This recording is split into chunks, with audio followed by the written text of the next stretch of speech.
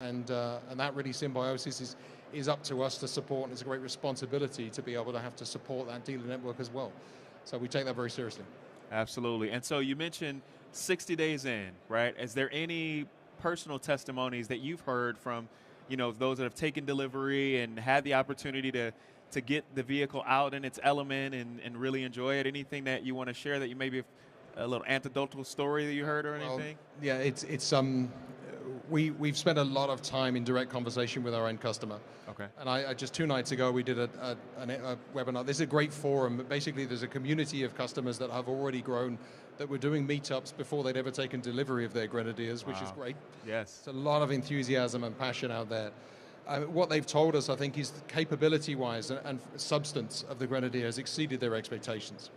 They saw it, they drove it on some of our familiarization events, but actually getting out there into the desert, into wherever they go with it, and using the vehicle for what it's intended to, they've just had a massive amount of pleasure from that.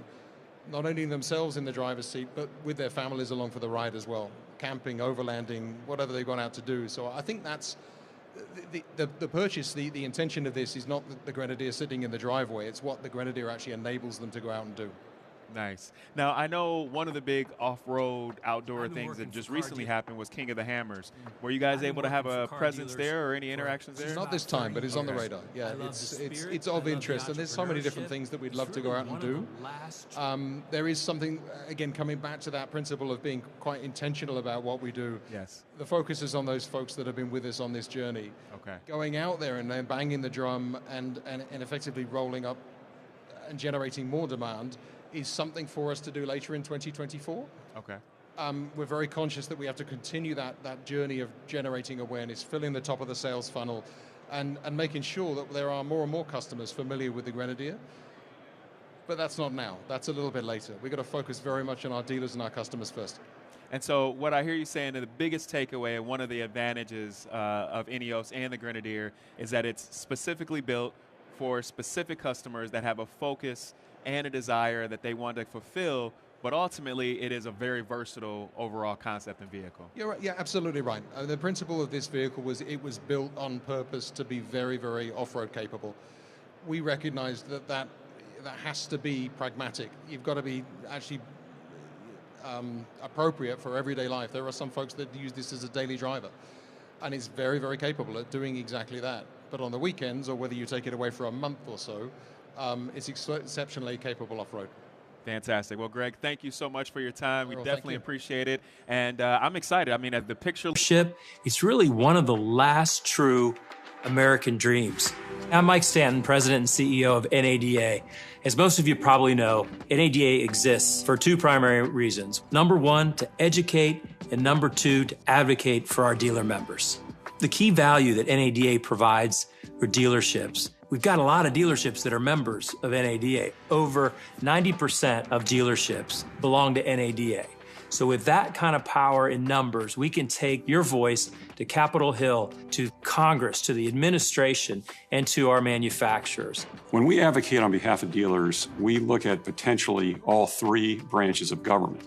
And that actually has played out with the vehicle shopping rule. NADA filed extensive comments explaining why the proposed rule was very problematic for consumers. That resulted in several revisions which will help dealers, but it did not go far enough. NADA is supporting legislation to negate the rule, and NADA also has filed a judicial challenge against the rule.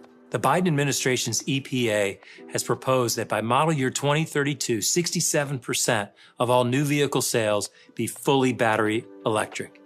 We think that's too far, too fast. NADA believes that a more balanced approach is not only going to be achievable, but better for the environment. Consumer demand has got to catch up with political aspirations. We take your voice and we meet with the White House.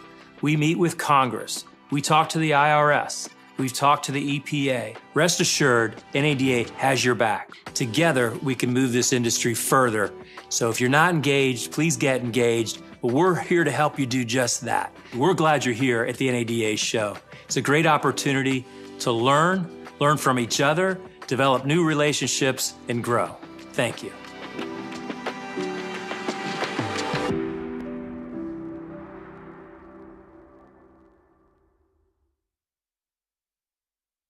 Learn and grow, right? It's a great opportunity, and that's exactly what NADA is all about. It's about getting the information that you need and having that opportunity to take something back home with you. And so we want to continue in that vein, and we also want to look ahead. So we're going to talk about the dealership of tomorrow and how that looks. And to help me do that, I'd like to invite Glenn Mercer up. Glenn, are you ready?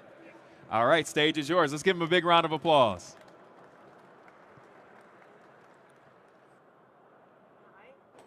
We're on. Okay, good. I'm giving the movie version of this presentation takes about 2 hours. The TV adaptation is at 4 o'clock today in 45 minutes. Consider this the trailer version. We won't even touch on the inside the store topics today, but just the outside of the store and the challenges facing it. So let's just get right into it. Introduction. This is the disclaimer up front. This is my own work. None of this should be construed as the official opinions of NADA. NADA retained me in late 2016 to do the first version of this. We thought it would be a one-off for the 2017 show, but by popular demand, it comes back every year. So we're going to look back in this presentation a little bit 7 years because history is important, and then also ahead sort of kind of 7 years. For those international guests here, this is relevant only to the United States. All marketing, all retailing is local at some point, and so I'm not going to say any of this applies to, say, Europe. And we don't even have 45 minutes, so we'll just keep going. I'll leave out all the social and political stuff, and we're just going to focus on automotive retail.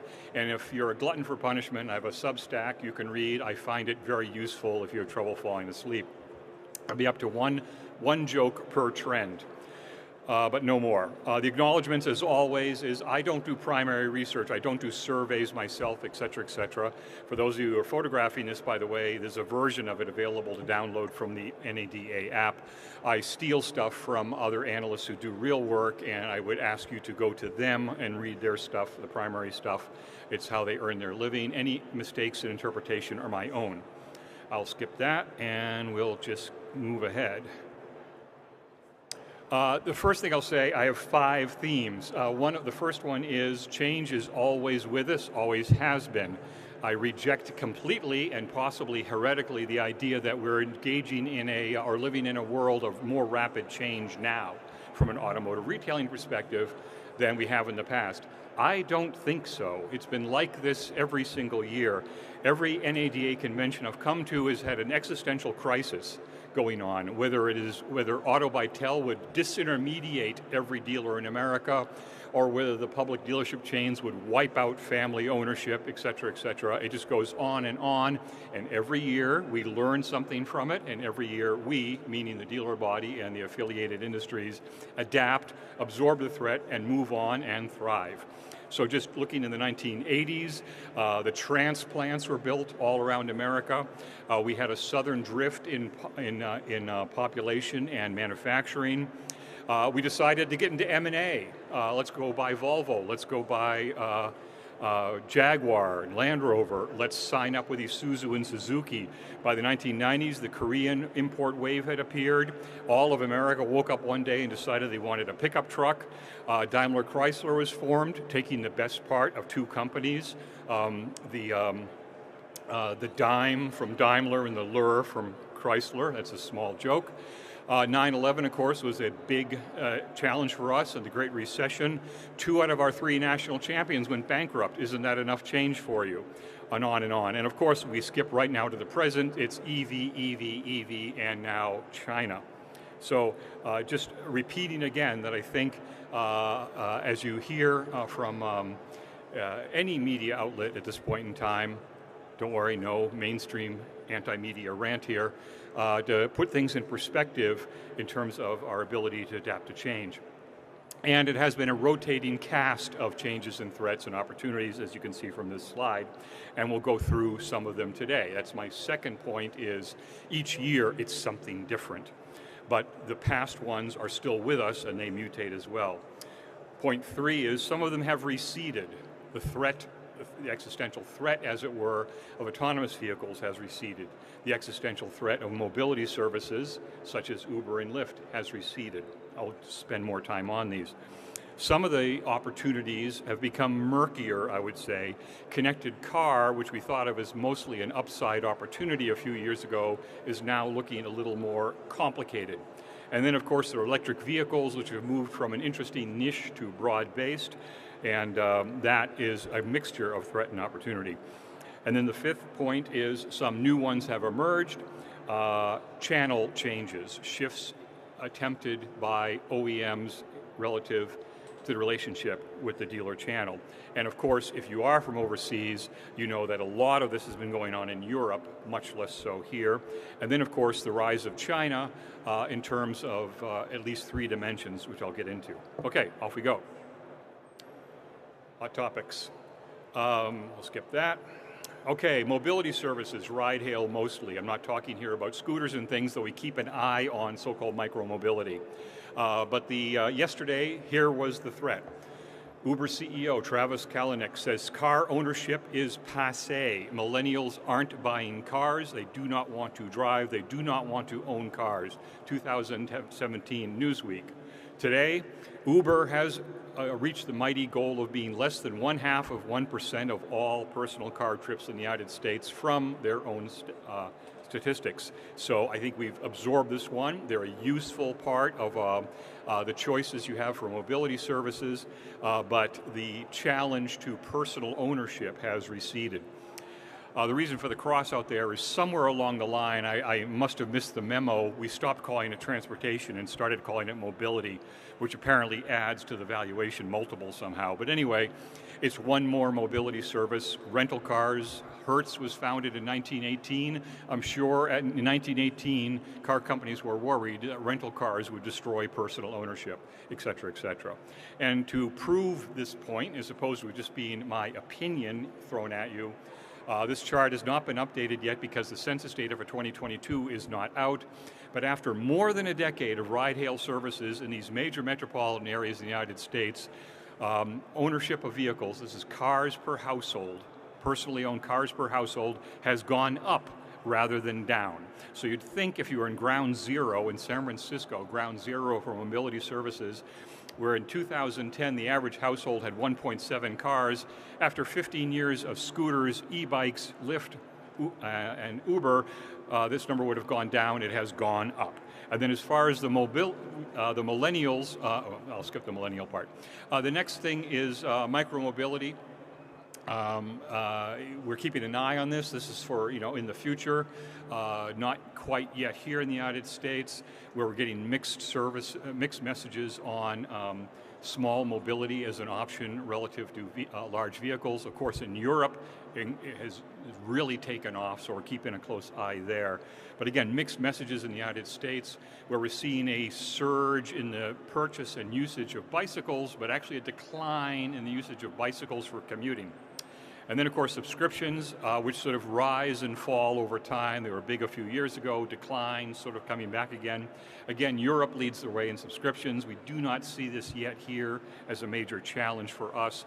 Appears to be mostly an ultra-short lease. And we haven't really seen much of this catch on, but still looking at it. I would point you to Augustin Friedel on LinkedIn, who covers both micromobility and subscriptions, especially in Europe, very, very well. Apparently, to run a subscription service, you must have a very strange name. So that may be why we haven't done more of it here. We're running out of strange names. Net on the mobility services, neutral to car ownership and sales in the United States, moderate upside, moderate downside. Autonomous vehicles, another challenge. Yesterday, 2012, Sergey Brin, who is a smart person, co-founder of Google, you may have heard of them, said you'll ride in robot cars within 5 years. No, you will not. This hasn't happened, but is still moving along, and we'll go into detail. Today, we have the interesting sort of dichotomy of Waymo's technology works, but doesn't make any money. Tesla's technology doesn't work, but they make a lot of money selling it to customers for its eventual working in the future. By my calculations, which are not sanctioned by anyone else, Waymo had 700,000 rides this year, which went off without a hitch, and lost $4,000 on each ride because they have an annual burn rate of $3 billion. That will have to come down a bit before this business model works. Tomorrow, what do we see for autonomous vehicles? High functionality, I don't get into the SAE levels, but high functionality, truly autonomous vehicles, robotaxis, gaining ground versus taxis and ride-hail, but at what cost? Remember, the competition for a robotaxi is a minimum wage driver and an 8-year-old Hyundai, and it's very, very hard to invest in all the technology that goes into a robotaxi and meet that competitive challenge. And then further, against the personal car, where the key point in economics I'll make there is that the owner of the personal car does a lot of the work for free, drives the car for free, cleans the car or not for free, et cetera, et cetera. So it's a hard nut to crack. Medium functionality AVs, Super Cruise and things like that become options for premium personal ownership. We're already seeing that. Why would I share a robo-taxi with some smelly former rider? Why not own one myself? And then of course, low functionality ADAS is completely ubiquitous. To show the dichotomy we're facing in autonomous vehicles, I encourage you to look at Rodney Brooks's blogs at MIT. Rodney has been studying robotics since literally the 1950s, and in 2017 he had the foresight to collect forecasts for autonomous vehicles that various people had made, like Ford CEO said fully autonomous vehicles for mobility services companies would be on the road from Ford in 2021. So we see all these different predictions in 23. All of them have failed. Every single one that had a date before 2024 have failed. The one in arrows are the predictor pushed it out a few years, and the ones in blue, which you can't really see, we haven't gotten there yet. So if you look at this and you say, this is dismal, it turned out to be really, really, really hard to do autonomous vehicles. As the old joke goes, and autonomous vehicles are around long enough that we actually have old jokes about them, after you get the first 95% of AV right, you only have 95% to go, because it's all edge cases after that, as we've seen in San Francisco. On the other hand, we have made real progress. To be fair, public robotaxi services in the United States have proliferated.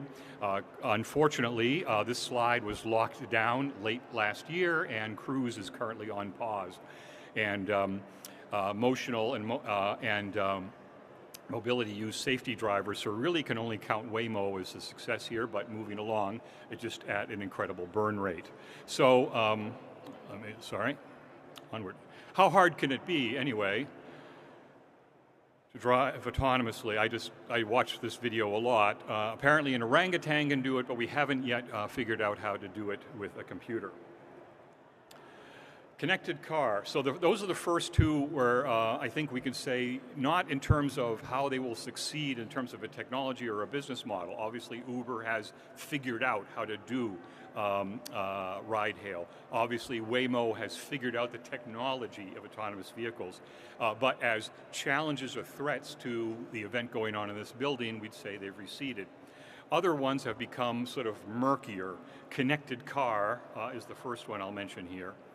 Yesterday, for those of you who are as old as I am, this is called telematics. And it was launched as early as 2000 or so, with the first telematics initiatives. You may remember an old Goldman Sachs report from that year that Marianne Keller, the late great Marianne Keller, had flagged because it said that OnStar was worth more than all the rest of General Motors. It's great how these things come back over and over again, because a few years ago we were saying Cruise was worth more than the rest of General Motors too. Anyway, at the time, the first time around, the immature technology didn't quite work, connectivity was a problem, et cetera, software was unreliable. And then as the technology matured, this is where the car companies kind of fell asleep at the wheel, and this is a bad situation that occurred. I'm not knocking them, they all missed this, but the tech firms on the left coast seized all three major connected car revenue streams. The phone, the cell phone, the smartphone took over communications in the car. I used to own an Acura NSX with an actual installed car phone branded by Acura. Those are long gone. It's just give me a Bluetooth connection to the phone. All that revenue left the car. Music, which used to generate revenue for car companies. I'll say an AM radio, an AM FM radio, a cassette radio, a CD, et cetera, now it is again just give me a Bluetooth connection. That went off to Spotify and Apple iTunes, et cetera. And the navigation moved from folding maps and maybe some CDs in a trunk-mounted changer to personal navigation devices, Garmin's and TomToms and beanbags up on the dashboard, and now again it is just let me connect Waze or whatever to my Android Auto. Our current OEMs have said, we missed all three of these huge revenue streams, we will not let it happen again. We shall see. Today, connectivity is ubiquitous and the apps are mature, so we're kind of ready for the return of connected car. Where do we see it going? Well, the OEMs push connected car features very aggressively, seeking enormous recurring revenues, hoping customers will pay and that they themselves will not compete away all the profits. The question here, and this is why this gets murkier for people in this building, is will OEMs fairly share connected car revenue with dealers on the front line? As in, we want the dealer to help teach the customer and how the different features work, and if one of them breaks, then the dealer will fix it. But on the other hand, we prefer that the revenue stream flow only to Stuttgart or Nagoya. That's where we're getting a little edgy. So charts like this from Eagle Juliuson here, for example, this is where the car companies start racking up all these dollars. They dream of recurring revenue because they'd rather make money a little bit every week like Netflix does than sell you something for $60,000 once every 7 years. So we see all these projections, some of them working very well, such as usage-based insurance, others not so well. But then we get statements like this from the OEM saying this is going to be a huge amount of our income going forward. So that's the happy hope and expectation. The battle really is, if you're an optimist, you say customers are familiar with paying for subscriptions of all kinds, Netflix or whatever, also relying on the fact that the average American is up to something like 6 subscriptions, only 3 of which they remember paying for, and the other 3 are draining their bank account while they sleep. So can we do that? Or the pessimistic view is no, customers will only pay for above and beyond. They don't want Ford's version of Spotify. They want something better and different, and they'll pay for that, such as in-car Wi-Fi. And will the OEMs just give it away? Because the easiest way for Mercedes to sell a few more cars than BMW without discounting the price of the car is to give away the software suite. We shall see. Okay. This is my winning app for connected car, Pay to Exit. You get somewhere, you turn off the car, and it will not let you out until you pay $5 on your credit card. I think this is a real future, but so far no one has returned my calls. Next up, we're not talking about it today, but the next up in this area is the software-defined vehicle. No comment on it today, but we're trying to keep track on it. The source is kind of important here. This is what happened when I asked ChatGPT what a software-defined vehicle was. Very good work by ChatGPT, which maybe tells you where we're headed. Thank you, Robot Overlord. And again, Augustine Friedel has good coverage on this. I think a crucial thing with a software-defined vehicle is to remember that it's not necessarily all customer-facing. Okay, electric vehicles. You've probably heard about this topic. You've probably heard about this topic so much, I think it's kind of the pundit, analyst, and consultants full employment act for 2024. So just for fun, guess what? I don't think we should talk about it. You're going to hear so much about it here today, that maybe we can skip one more lecture. Oh, I can't resist. Why not? Okay. Yesterday, it was really 2 small niches in the United States, the incumbent OEMs at low-cost, short-range urban runabouts like Leaf. And then, of course, the new guys on the block, Tesla, saying no, instead of coming in from the low end of the price range, which, by the way, is the classical definition of disruption, will come in at the high end with long-range premium vehicles. But today now, as things have emerged and changed, we have a struggle between supply push and demand pull. We'll go into that in a little bit of detail. As far as the future goes, everybody has an opinion on electric vehicles, but my opinion will be that the trajectory is still up. There is a world of difference between the rate of growth slowing and growth stopping or reversing. That is not what is happening here, though the press seems to kind of somehow read slower growth as growth reversing. Not the case. Government push is long-term pro-EV, short-term dependent on politics. At a part of the conference this morning, we heard people from Cox and others said that if a certain president gets elected, we'll probably flatline EV penetration for the next few years, but still looking possibly at 30% by 2030. If a different president gets elected, maybe we're at 12, 14% over the next few years. So a lot of it depends on politics. I will not attempt to predict that. The customer base is evolving from premium male techie buyers to mass market, family-oriented drivers and passengers are shoppers. There's a difference between buyers, as in I'm going to line up and buy your car, to I'm going to shop around and maybe you can sell me one. And of course, the chasm we try to get across right now, and this is EV specialized area here, talking about this, is the gap, the chasm between the profitable ICE and the unprofitable, for now, mostly EV. So, electric vehicles, growing share? Yes, no, both. Up to you which one you want to use. This is BEV share only. If you look at the left-hand side of the chart, you say it's growing. You look at the right-hand side, you say we have paused. I'll let you figure out which one you want to believe in. The reasons cited for slower growth, you do not need to hear more and more about price, range, charging, politics, etc. So never mind. My view, though, is, as always, it's the product. For many, BEVs have been the wrong product. I think it was Jonathan Smoke said this morning, nobody has a problem with their gasoline car, that they're thinking, how can I fix the problem with this gasoline car? If there was something out there to fix that problem. We don't have a problem. We have an environmental, social, society level problem, but at the level of the personal owner, there's no problem that an EV solves for someone who owns gasoline. So we have to change this if we're going to go forward. So BEVs have evolved from vehicles people buy to vehicles we must sell. And as J.D. Power has pointed out, Tesla cut its average transaction price $27,000 in 1 year and barely moved their market share. So that tells me it's the product. If the price can come down that far, and that's, so for the average American car, they'll be cutting its price in half. And not seeing demand really move much. And those of you who just saw the California Car Dealers Association report just come out that in the fourth quarter of 2023, Tesla in California sold fewer cars than it did in the fourth quarter of 2022. Again, telling you there's a product problem. It's not a broad enough product line in this case.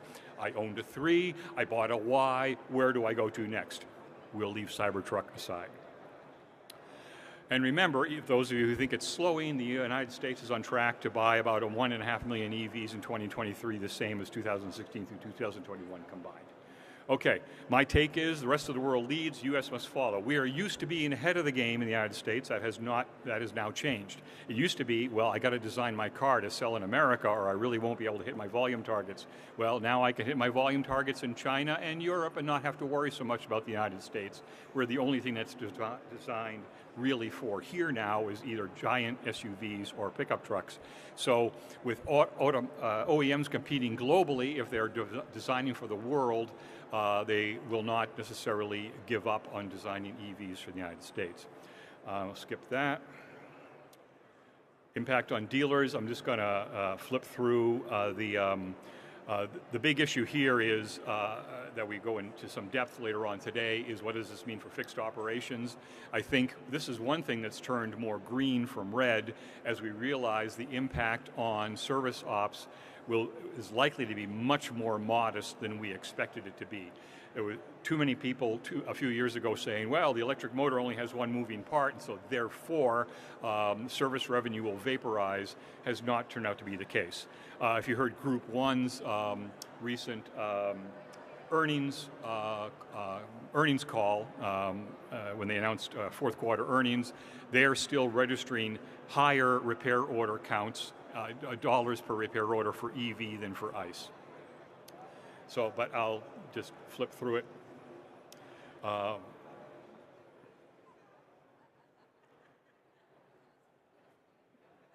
You can come back for 4 o'clock, you want all this detail. For instance, from one dealer group, I asked for them for their data. In each case, the first bar is ICE customer pay, and then the red bar is EV customer pay. Then we have ICE warranty, dark blue, EV warranty, light blue. Then we have the sum of the two, ICE, dark black, and EV gray. GM comparing Cruise and Volt, which is not necessarily a fair comparison. Nissan, Sentra, and Leaf, and Toyota, which shouldn't have an EV in the fight at the time, Corolla and Prius. In every single case, the electrified vehicle showing more dollars per RO to get fixed so far. And this is entirely contradictory to everything we believe, but Cox does good data, and that the EVs are coming in for more service visits per year than ICE. Why is that? Probably a lot of it is debugging, and it'll get better, and this number will change, but right now, the reality is this. And then we talked to the Norwegians because, of course, they are loaded with EVs, and I'll skip that. What happens if we do not address it is the aftermarket will fill the gap. The share of total repair and maintenance that American dealers have had peaked in 1960 at about 45%. It's been on a long, slow slide down to 30%. It will drop further if we let the aftermarket come after EVs. And the aftermarket is incredibly inventive. I will only flag this one thing here. You didn't think that your EV needed fluid changes? Well, Castrol would beg to differ. We have EV transmission fluid specialty from Castrol. And if they can market it, they'll try to sell it. Okay. Okay, now slow it down just a little bit to finish up. Channel change. This is the one of the last things here. Yesterday, mostly a non-issue. In the United States, when we looked at the channels that vehicles were sold in, the incumbents were all dealer-enabled, and there was one outlier, Tesla, direct-to-customer. Today, the USA is stable in this regard. The world is changing rapidly with agency all over Europe, of course, and Australia and elsewhere, usually described as agency, cited motives to lower cost, to set prices, to connect to customers. Germany has almost twice as many BMW dealers as America has, but it has 1/4 of the population. Thus, intra-brand competition is intense, and agency allows control of price and makes sense in that marketplace.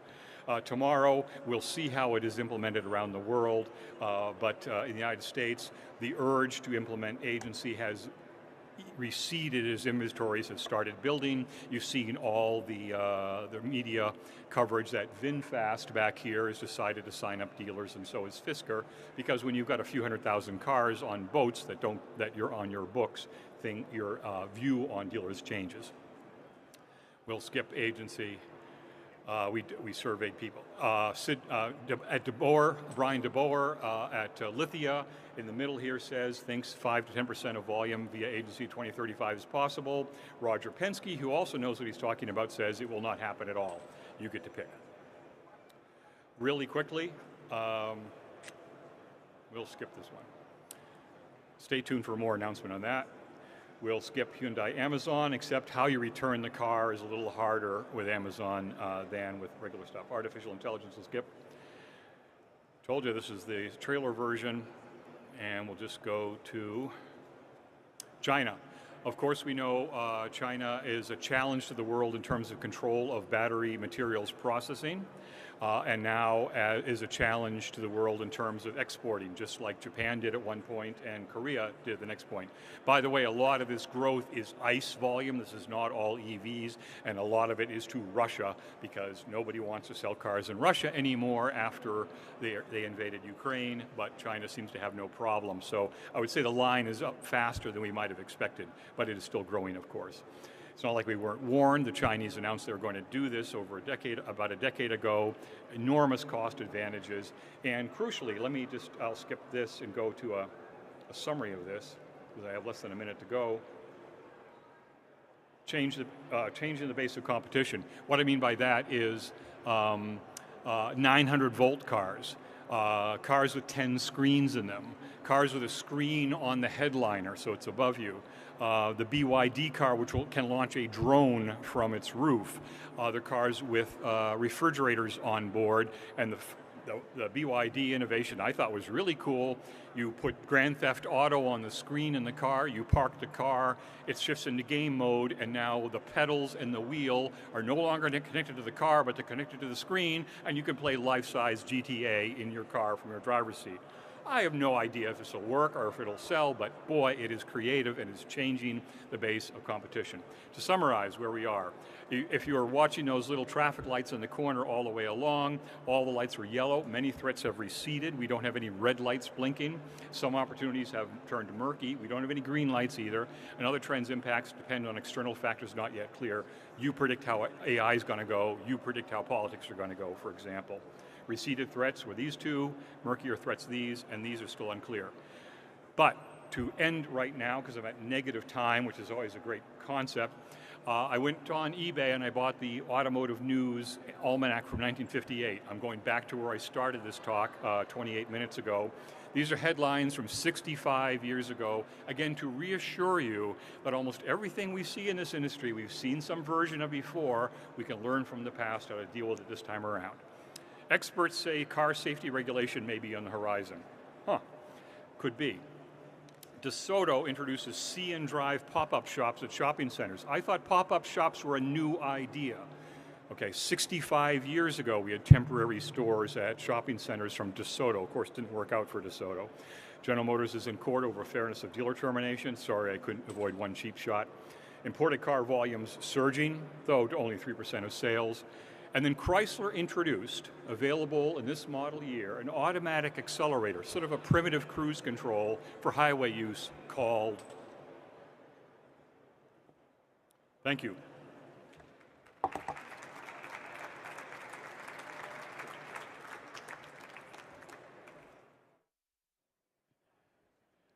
All right, once again, let's give Glenn a round of applause. Great information. Looking into the insight of the dealership of tomorrow. We're going to continue to kind of move the conversation forward, and specifically, we want to talk and give you the opportunity to learn more about multi-franchise dealer groups. It's a very unique and very fun dealer group to discuss, and to help me do that, I'd like to welcome up Joel Dabo. Joel, are you ready? No, you're not ready? Okay, that's cool. I'll wait for you. Don't worry. If you need me to wait, I'll wait. Come on up, Joel. Let's give him a round of applause. They didn't hear they didn't hear. I thought I'm not ready. Right, yeah, they heard you say you're not ready. That's okay. It's all right. Well, welcome back. We're back again. Again. Yes. So before we I know who you are, but maybe not everyone else knows who you are. So take time, introduce yourself, and talk about your role with NADA. Okay. All right. My name is Joel Dalbo, as you said, and I am a 20 group moderator, dealer consultant is what the official title is, management consultant. And I've been with NADA for 8 years in the automobile field for, I'm not going to tell you, long time. And so the main thing I'm here to talk about is 20 groups, because that's what I do, and multi-franchise 20 groups. Absolutely. So tell us, just right off the bat, what separates a multi-franchise 20 group versus maybe just a traditional 20 group? Excellent question. All right, so we all know or maybe some of you out there are in a traditional 20 group, which is generally the same brand. So you may be a Honda or a Buick GMC or another brand, and the same dealers in that group, all in non-competing markets. And it's peer-to-peer learning where they help each other get better year over years. If you're not performing, I would ask why you're not performing, and if you give me the answers, then I will ask Jero, you're really doing really well, what do you say? That's traditional. What multi-franchise, to be in a multi-franchise group, you have to have 3 or more rooftops. You have to be a C-level manager or higher, so COO, CFO, owner. You cannot be a general manager or a single store within that group manager, because the meetings would have no meaning to you. We don't drill down to what's happening in your parts department of your one Nissan store on the other side of town. That's not what multi-franchise does. So what do they specifically do? Because that's a great point, and that sounds like we're having higher level conversations. Mm-hmm. So what are some of the things that you're seeing, come out of even the end of 23 or as we anticipate 24? Mm-hmm. What do those conversations look like? Well, the conversations are more, like you just said, high level, from running the entire group. It may be in this year especially how to manage, what does your structure look like, your management structure. As expenses and inflation pops in, what managers do you need to keep in your structure? Maybe you need a platform manager, but over how many stores? So if you own, say, 10 or 12 stores, do you need one platform manager for 5 and one for the other 5, or do you need one over 10? And those are the discussions that we have in the meetings at very high level, which is completely, again, different from regular 20 group. Absolutely. And so some of the things that we've heard just throughout the day-to-day is when we're talking about the dealership environment as a whole, creating that culture, right? When you have a multi-franchise 20 group, how then does the culture vary, or how do you address the culture over those multi-franchises? Because as you can imagine, one franchise is going to look a lot different from a consumer base than the other. How does that something that's navigated, and is that discussed? Yes, that is a very common discussion on a regular basis. So one of the things we'll use as an agenda item would be, what's the dealership vision, right? If do you have a vision statement? Do you even know what you want your dealer group to be? It has to start from the owner, and then to develop that culture, everyone has to be on the same page. You know, it's no different than when you're looking at running a football team or managing a football team, with this week being at the Super Bowl. They're looking at the whole team and how to structure the team or how to manage the culture of that team. Is it a winning culture? What do you do to make sure you're performing at the highest level? And that's what most of the discussions turn out to be. That's great. And so what about those dealers that are transitioning, going from conventional to maybe I want to be multi-franchise? Maybe I'm looking at, I have 2 right now and I'm looking to acquire that 3rd. How then do you prepare them to make that transition? Well, excellent question, because that is I think one of the biggest values of being in multi-franchise, whether you're at 2 and you want to get to 3. So the hardest thing I think everyone knows is running one car dealership. If anyone here thinks it's easy, raise your hand, because it's not. Not one. Looking for hands. No hands. No hands, Nobody? okay. Nobody. All right, so when you start going to 2, troubles double. Sorry, they do. And then you say, well, we want to expand. We start looking at another store somewhere. Now you have to make a decision. Is it within a certain distance? Is it in your market? Or do you want to go to another state? Well, if you want to go to another state, you think it's different now. How do you manage across state lines, different state laws? Everything is further away. You have to change everything you think. So right away, those are the things that you have to think about when you want to expand. And it's always discussed in our groups. Absolutely. And what about dealers? Do you ever see dealers that are maybe in the group that have considered scaling back? Like maybe they have 10, like you mentioned, and they're looking to go back from 10 to 8, or is there opportunity for both ways, both growth and maybe kind of taking the foot off the pedal a little bit? You know, I have. Good question, because I have one particular dealer I think of who's in what we call Super Group 2. And this particular gentleman, he had grown to like 12 or 13 stores, and someone came with the opportunity to buy 11 of them, and he did, and went back to 1, and he got bored, and now he's back to 6. So I do see it. Sometimes people want to step back and get smaller because it is, again, a lot different. But most of the members in my multi-franchise groups are all on the growth pattern. For instance, this is 24, so for 22, huge growth in most of my groups.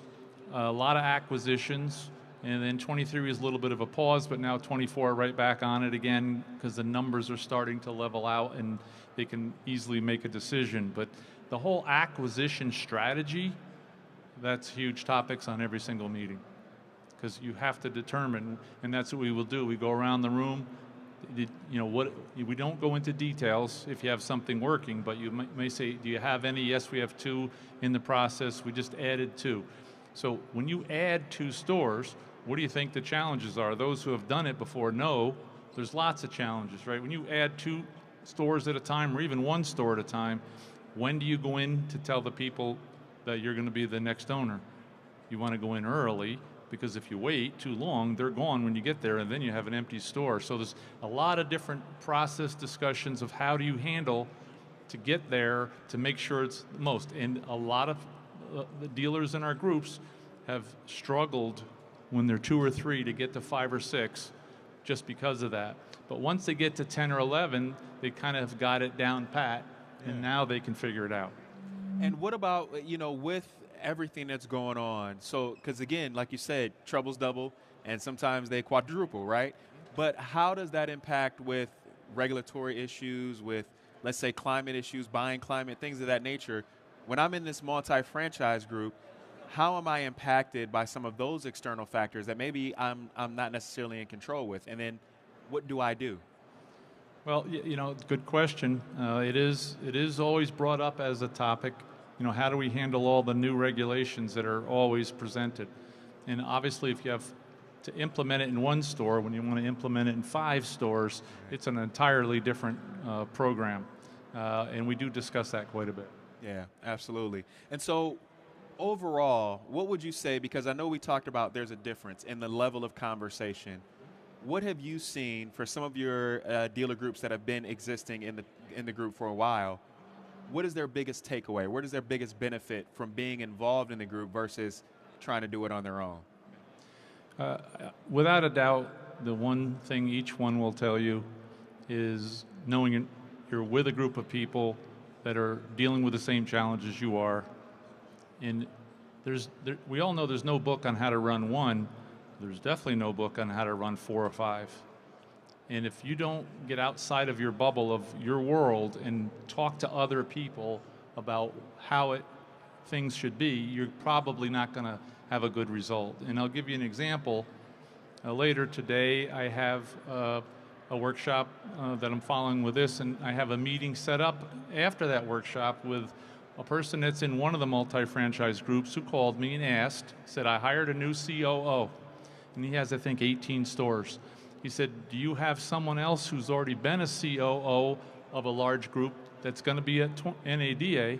Can we sit down and set up a time for just to connect, have a 45-minute conversation, and then use that they can know each other for going forward? That's a benefit that is available within each of the multiple groups, and we currently have 3, so that would give people, a chance to do that, and it's really popular. Absolutely, and that is great. Being able to network, but not only network, have the experience to be able to specifically address maybe some of the concerns that new CEO might be presenting with, Now, you mentioned that there's 3 multi-franchise groups right now. Do you foresee that growing, or where's the growth pace to make it 4, 5, 6, all that? Yes, currently we have 3, we call them again, they're multi-franchise groups, nicknamed Supergroup because the first 2 letters are SG. We have SGO 1, 2, and 3. SGO 1 is the larger sized multi-franchise group, anywhere from 800 million in revenue and up. That group is looking at maybe 1 or 2 more members. SGO 2 is completely full, with some people waiting to get in. SGO 3 has openings for a few members, and we are going to be starting SGO 4 this week because there'll be conflicts. So people will be coming to the booth asking about, can I join a multi-franchise group?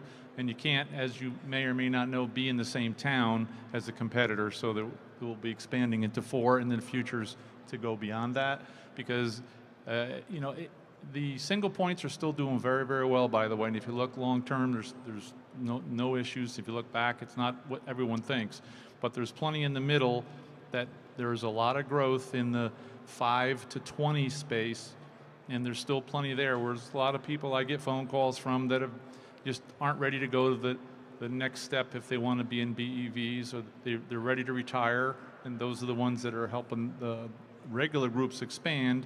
And as they expand, they're looking for help, and that's what we're here for.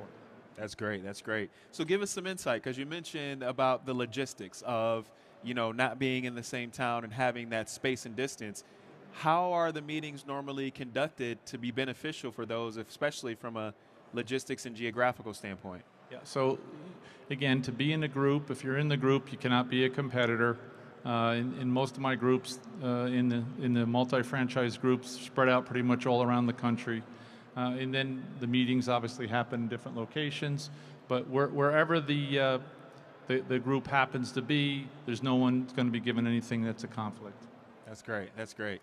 And then what about with, if someone, like you said, wants to be a part of SGO 4, where can they find you? Where can they find out more information about getting signed up for SGO 4 and saying, hey, you know what, this is great. I'm in that growth trajectory, and this is something I need to have on my radar. Yep. So here's a couple of good things. So we're all here at NADA. We have a booth that opens tomorrow at the NADA Pavilion. I recommend you find some time to come to the pavilion. We will all be there. We have all of our moderators there.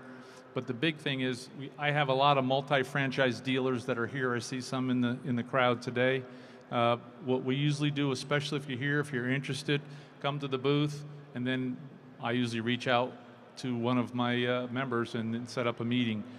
One of my moderators who moderates the SGO1 has a meeting this afternoon with a interested member, and he's meeting with 3 members of the group to see is this what I want to do, and what's, from peer to peer? Because I could tell you it's a great thing, but we always refer to peer, so you can hear from someone that has been in the group to see this is what we like. I think that's a great point because, again, it's one thing when you are watching the game. It's another thing when you're playing in the game. And so being able to have that peer-to-peer and that influence of knowing, like, oh, I understand what that's like. I've dealt with that myself. I think that does make a big difference when it comes to that group. And so what about with the supergroup moderators? Do the moderators rotate, or is it the same moderator that kind of carries out for maybe a calendar year, or how does that kind of normally play out? Generally, the moderators stay with the groups. Supergroup 2 is the group that I have. I had Supergroup 1, and then we brought another moderator in because I had a conflict with the group I had to take. But generally, the moderator stays. We don't rotate between groups, but we do communicate with each other. And then one other thing I always like to bring up, so we have multi-franchise groups, but the multi-franchise groups have spun off 2 groups. They've spun off a fixed group for the fixed directors of the multi-franchise group. So to be in that group, you have to be a fixed director in either 1, 2, or 3. And then we've also spun off a digital marketing group. To be in that group, you have to be a digital marketing manager for a multi-franchise group in 1, 2, or 3. And that's been very, very successful because what happens is the owners have agreements that the managers go to those group meetings, but then one owner will go to each one to give feedback to see if it's valuable. And so far, in over a year they've been doing it, it's been very, very spectacular.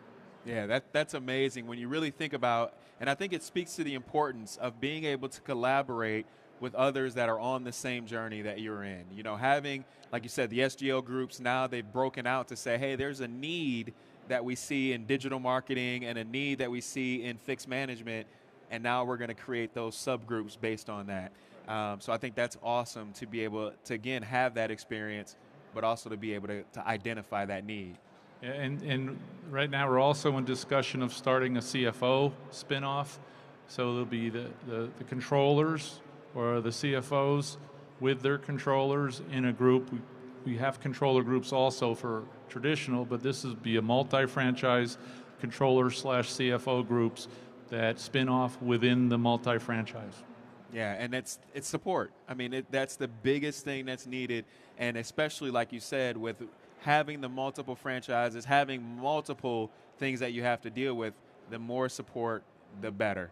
And then what about as far as with overall in the group, if there does become a conflict, right? Because sometimes that does happen if I'm looking to acquire or make an acquisition and now it presents a conflict. How is that typically handled? Another excellent question.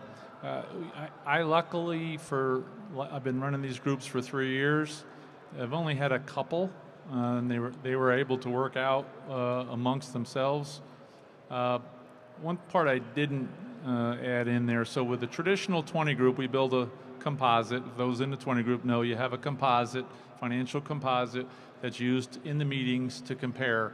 It's usually 8 of the 12 hours that you're together is financial composite review. With multi-franchise, we do build you a composite, completely different, because think about it, if you have 10 stores, what do we do then? So what we do is we give you the ability to have your 10 stores in a subgroup, so you'll get a full financial composite for your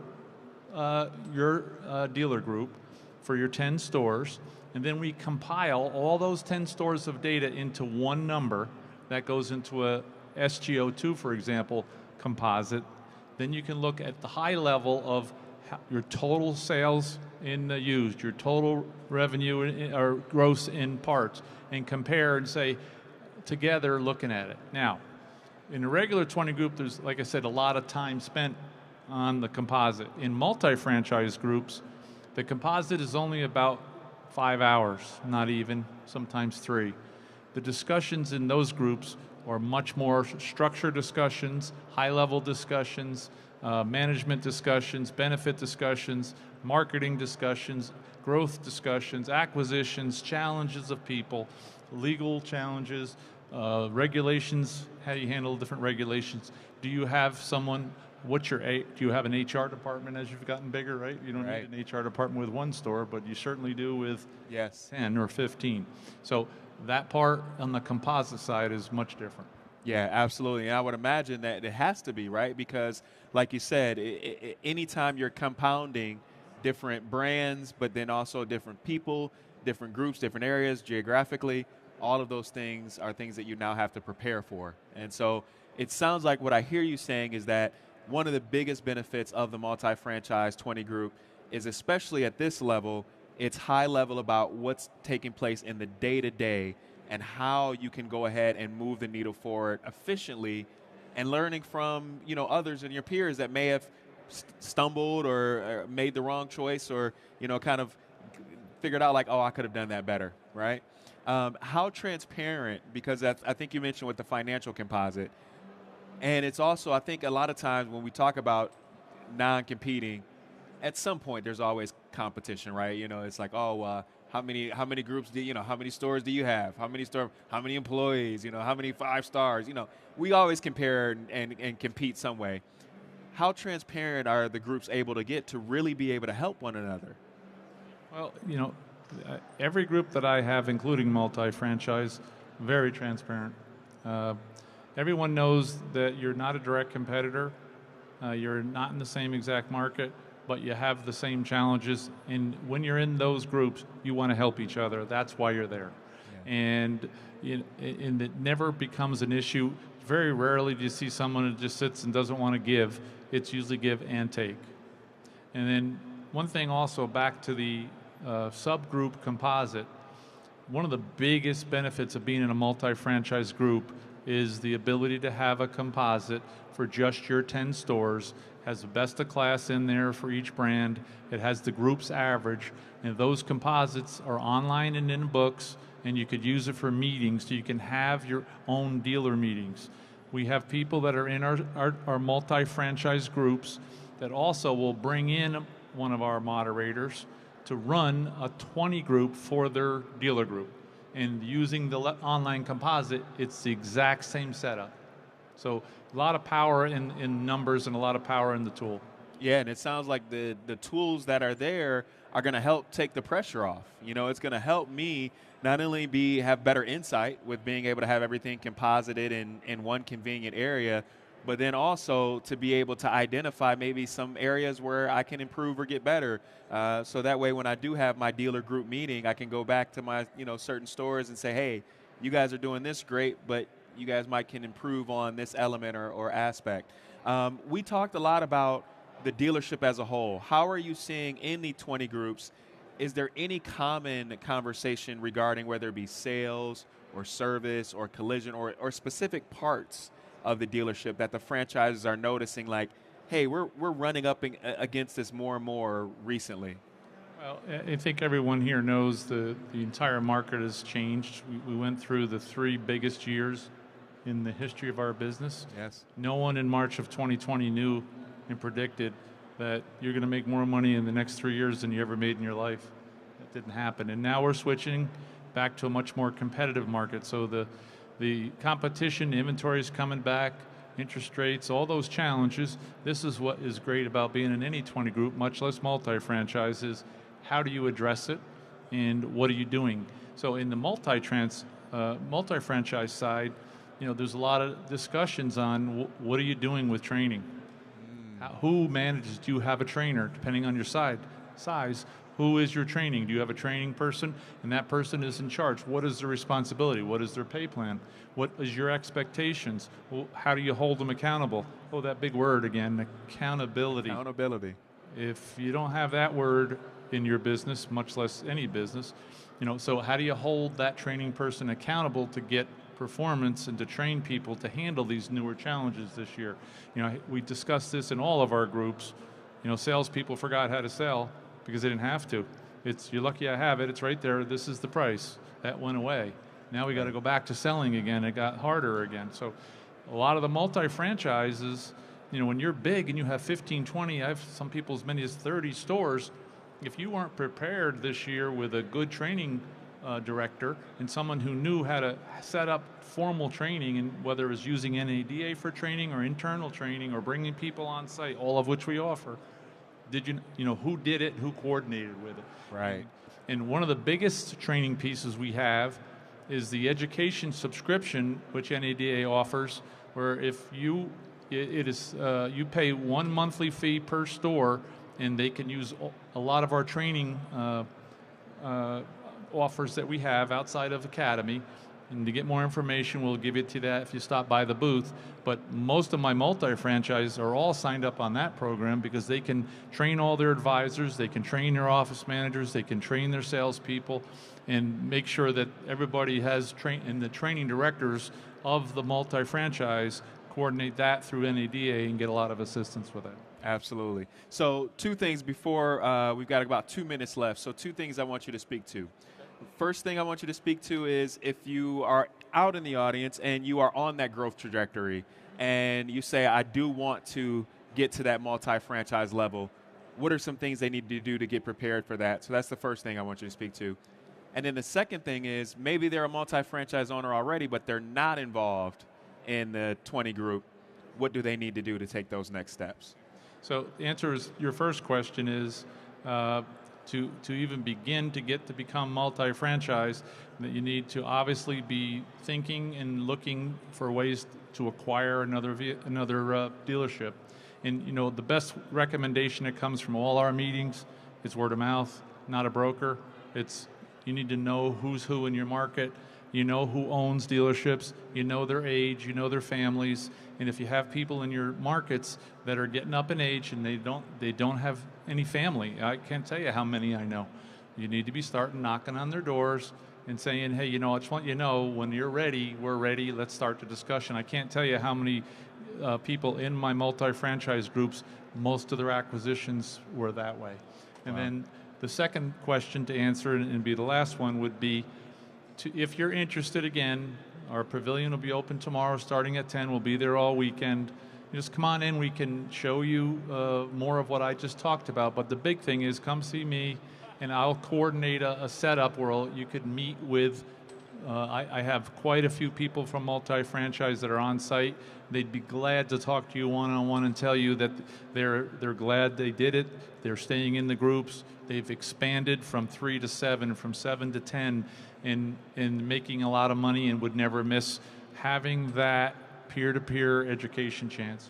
That's great, Joel. Thank you so much for your time. I know you've got someplace else to be, so I want to thank you, and you've got time to make it there. And again, as he mentioned, tomorrow the NADA Pavilion opens on the actual show floor, so get excited for that. And if you do have questions that you've gathered from today, the NADA Pavilion is going to be a great place to get those questions answered. So, Joel, again, thank you for the time. It's good to see you. Absolutely. See you next year. Yes, see you next year.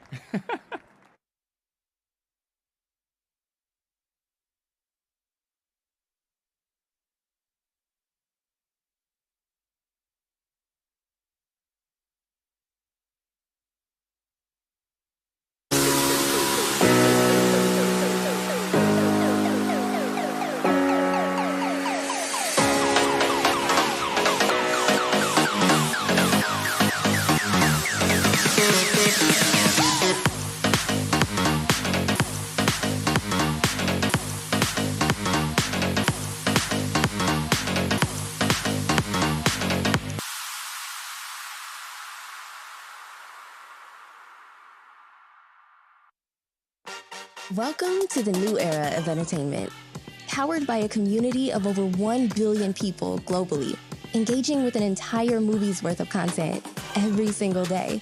That's 1 billion people with the opportunity to go from FOMO to showing the world who they really are. TikTok is where real makes its way onto red carpets and runways.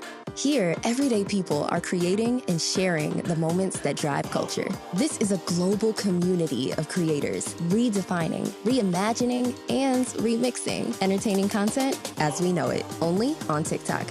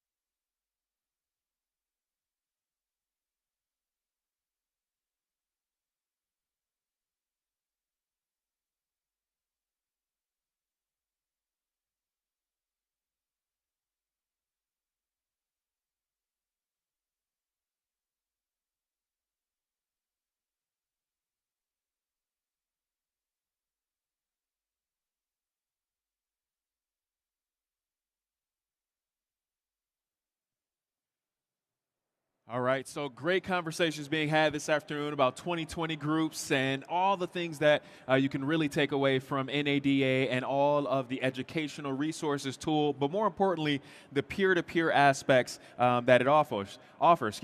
So next up, we're going to talk about an international perspective on auto retail, both looking at Canada and Australia. And so to moderate that, I'd like to welcome up Albert Gegos. Come on up, Albert. You're welcome. Stage is yours. Enjoy. Right, you're welcome. Good afternoon. Okay. So, gentlemen, if I could ask you to join us, Tim Royce with the Canadian Dealer Association, and then James Wootman with the Australian Dealer Association. So it's CADA of Canada and AADA of Australia. So what we're going to do...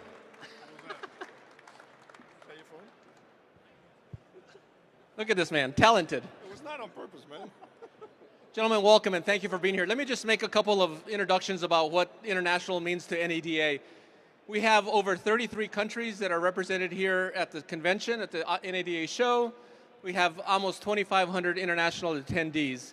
There's a large contingent that comes from Canada, from Australia, and there's a big group from Brazil, Spain, and Italy. Those are probably our biggest groups that are here this year. So any of you that are audience, thank you for being here. Thanks for being part of the NADA show. We're going to kick it off with a short presentation by each of these gentlemen, and then we'll go to Q&A. So, Tim? Perfect. Thank you very much, and good afternoon, everybody. Albert and NADA, thank you so much for the invitation once again to NADA. It's always a pleasure to come here, for us it's to come down here. It is a long trek, not as long as a trek as James has to get here, but it's always a fun time that we have here, so thank you very much. Good afternoon from my side, and it's actually you that go first. Shall I go? Yeah, sure, go. Well, good afternoon, everyone. As Tim said, it is a long way from Australia, but every year we see quite a lot of Australians make the trek, and that's because we get a lot of value from this event, and just like to thank Albert and the NADA for having us. So, look, I'll quickly buzz through an overview of the Australian market and some of the themes that I thought would be worth sharing with our international audience. So to give you a bit of context, we're a market that does not manufacture vehicles. We used to make cars, but we stopped doing so about 6 years ago. So that really does change the dynamic of our market, which makes us a bit different to the US and Canada. We sell about 1.2 million cars every year, and there's intense competition with more than 50 brands competing for that market share. We're also right-hand drive, which means, when OEMs are looking at our market, they think slightly differently and plan their products slightly differently.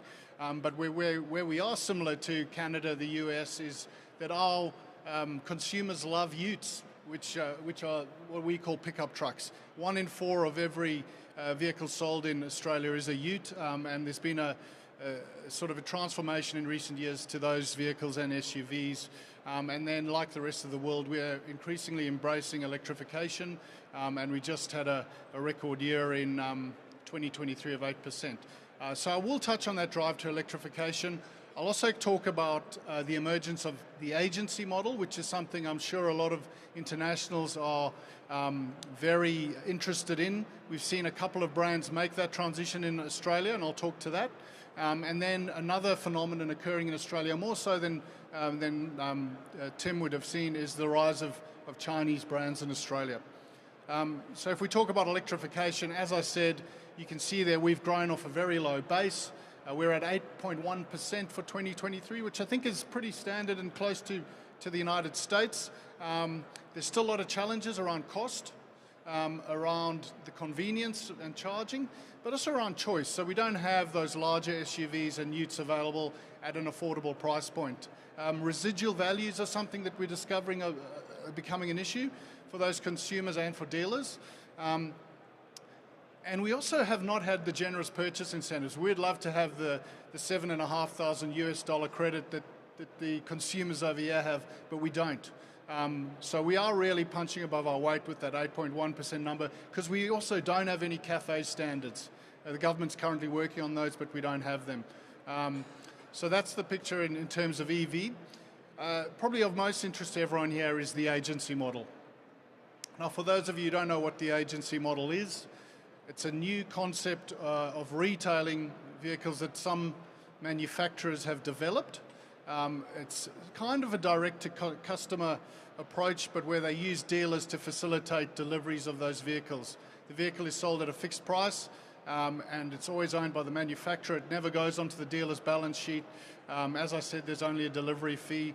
And we've seen Mercedes-Benz and Honda in our markets move to that. Both of those cases were fairly controversial. I would say that Honda did a better job of the transition than Mercedes-Benz, which ended up in a costly lawsuit with its dealers. However, in operation, what we've seen is that agency has led to higher prices.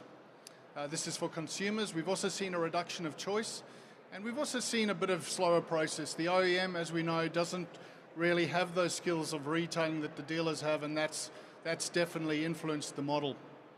And what it's looked like for dealers, and this is especially the case in the Mercedes-Benz, the Honda experience has been slightly different compared to whether you're a regional or metro dealer. But in the case of Benz, we've seen a significant reduction in profit and a reduction in volume to the extent that they have lost their mantle as the top-selling luxury car in Australia for the first time in over a decade. We've also heard reports that a lot of the best sales staff are leaving those manufacturers because their earning potential is reduced. On the flip side, there has been some reduction in cost base. The manufacturer under the agency model wears the cost of the floor plan and the marketing expenses. So in theory, that has been one of the plus points, but probably not as much as was sold to those dealers at the start. And then it's also triggered a bit of a regulatory uncertainty around who's responsible for your consumer law and cyber security and those kinds of things. I'll finally just touch on the emergence of Chinese made vehicles in Australia, and this has been a pretty phenomenal story over the past 5 years.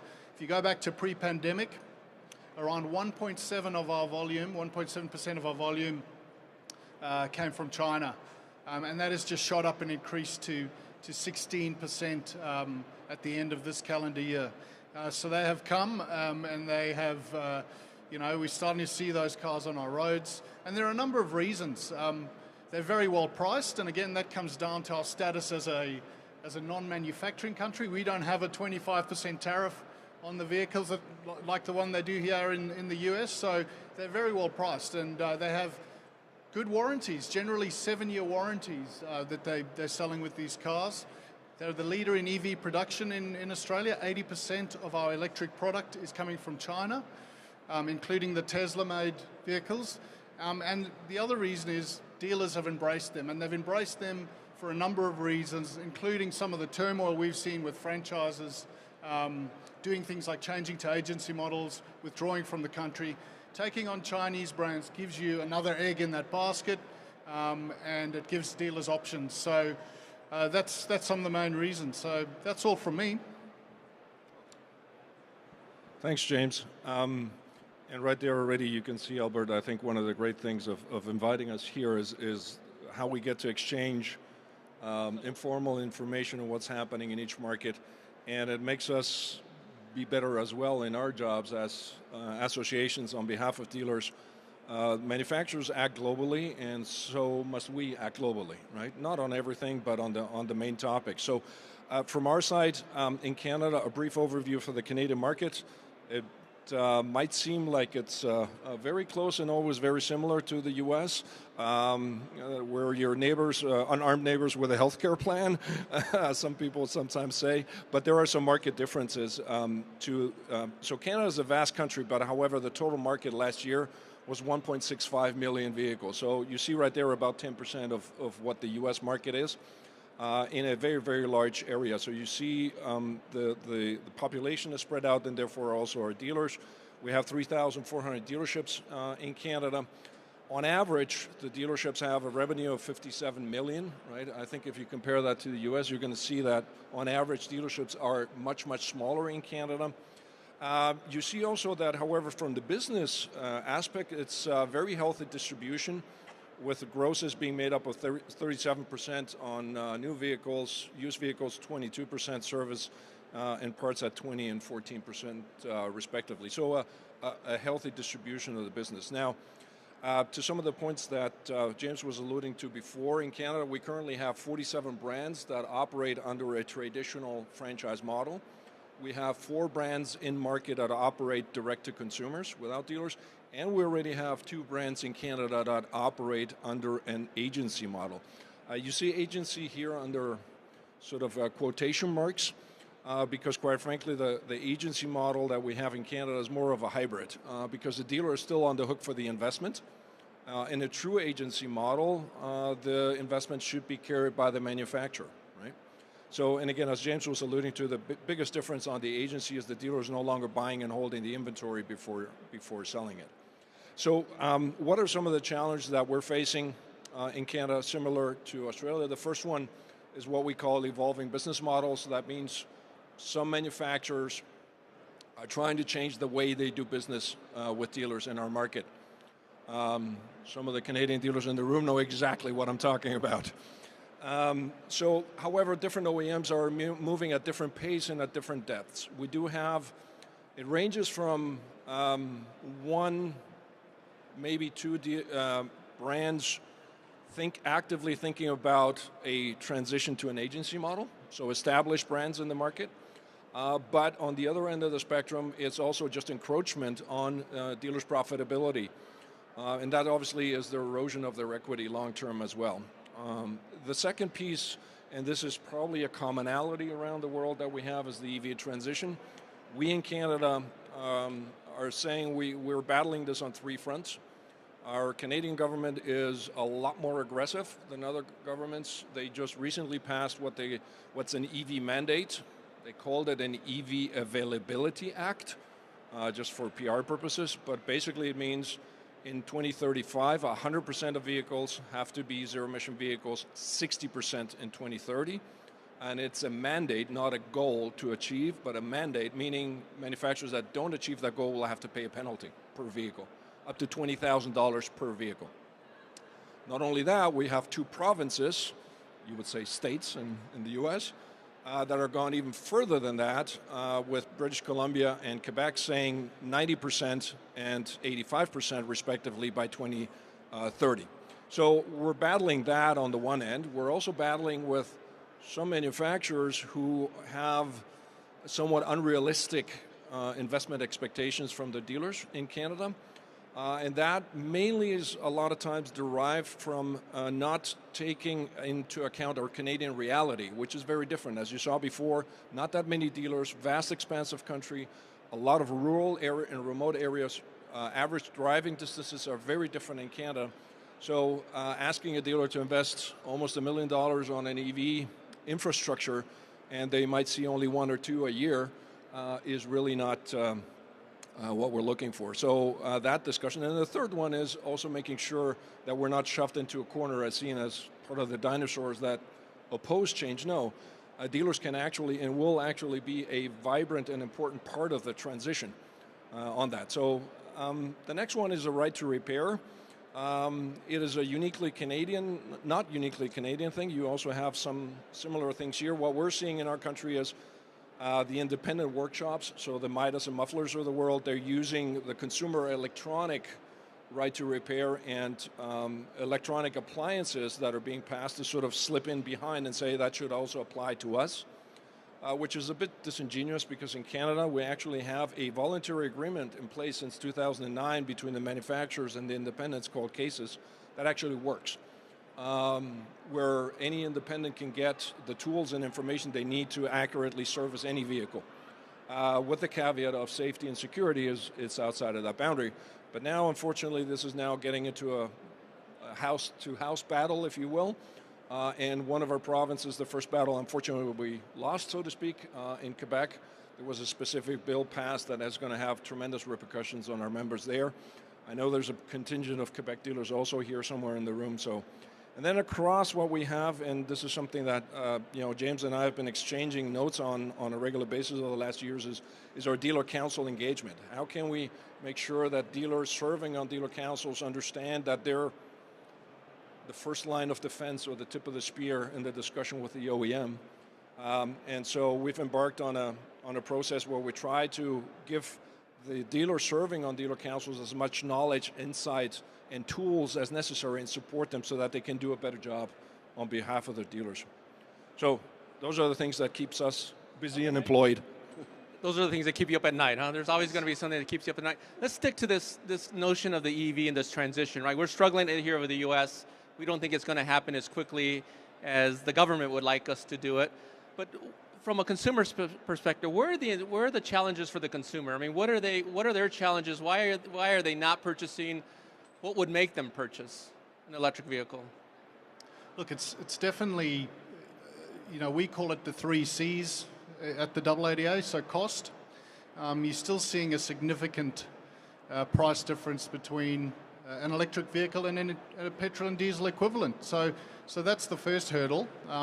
Now, in other markets, they've bridged that gap with incentives. Now, we've got incentives for leasing, fringe benefit tax exemptions, which have been brought in recently, but that's only available to certain people. State governments have started withdrawing the small incentives they already had in place. So cost is number one.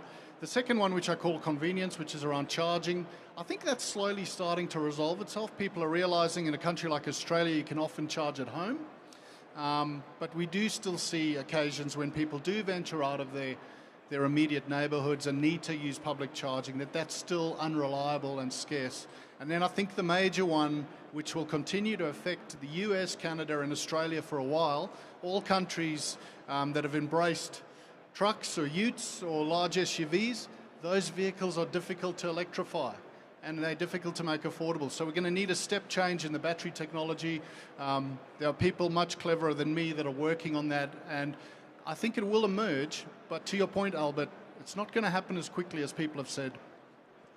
So in Canada, we have a couple of pockets around the country where electrification is proceeding quite well, actually. So in British Columbia, and especially downtown Vancouver, EVs already make up over 20% of sales. So they've progressed in that direction. The province of Quebec as well is up there with almost 12%. Now, what sets them apart from other provinces is a lot of local incentives on the price side to bring the price down. Now, we do have some unique challenges in Canada, and that's what I was referring to earlier when I said, OEMs are not taking that into account, our Canadian reality, when they just transfer whatever their standard is from, be it the US, Germany, or Japan, or Korea, over into Canada, is our vast country, remote areas, a very cold climate. Winnipeg had minus 40 for a couple of weeks already, and that was 2 weeks ago.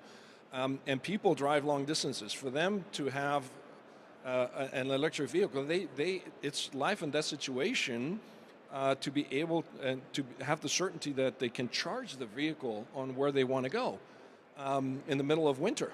And that is just not happening. The second challenge that we have is that 80% of Canada's population lives in multi-family settings, condos, buildings with various family homes, etc. And there is currently very little thought being given to how can you actually get a charging infrastructure into those existing buildings. Some governments, locally in BC, for example, started a couple of years ago, intelligently enough, updating their building codes, saying if you build a building above a certain density, thou shalt put in at least the wiring, right, for an EV. But we have hundreds of thousands of people in Canada living in condos in large downtown areas, Toronto, Vancouver, Montreal, etc., that if they can't get a charging station into their family home, they will not make that switch, regardless of how much we tell them you have to. So Tim, one question for you, and this happened in Chicago. I'm sure you know about this.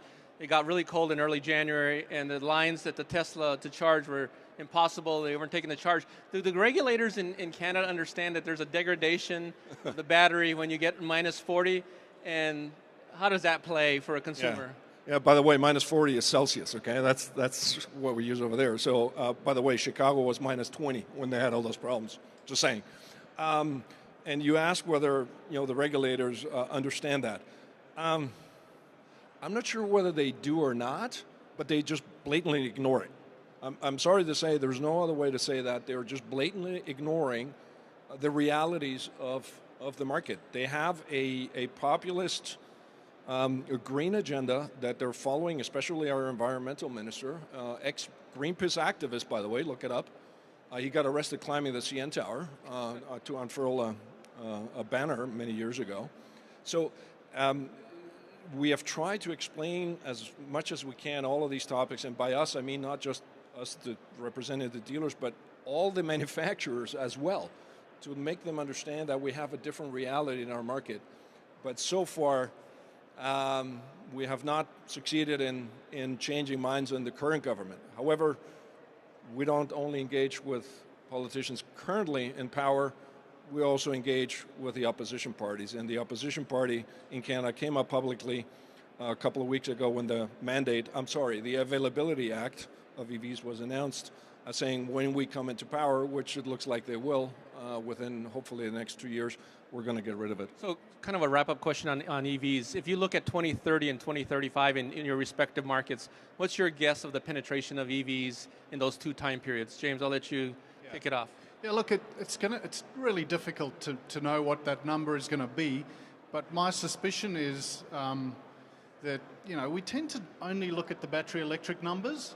We don't look at the plug-in hybrid numbers. We don't look at the hybrid numbers. And that's a really good story we haven't been telling in our industry is, I think if you combine all of those in Australia, we're close to 20% and growing. So I think there will be a high proportion of battery electric. If I have to hazard a guess, in Australia I'd say between 30 and 40%, but then with a much higher proportion of plug-in hybrid and hybrid, which will hopefully be available in those utes and those difficult to electrify models. I'm ambitious though. And we're lucky in that we don't have a government that has mandated certain numbers. Yeah, so on the plug-in hybrid side, we were successful as they were thinking about this with this mandate to at least get them to consider plug-in hybrids, and so they've included in the plan up to 20% of the quota that they have to meet. A manufacturer can be plug-in hybrids if they have a minimum of 80 kilometers. On battery alone, right? So that will help with some of the more remote areas that we have, but it's not going to be the end solution. So we're actively trying to get that percentage to be higher. But straight up to your question, we see from a normal uptake of the market with currently what we know and is on the table, we don't foresee for the whole country that we're able to get above 20-25% by 2030. And again, there's going to be pockets that are going to be higher, right? But so, James, you talked about the Chinese makers that have come into Australia.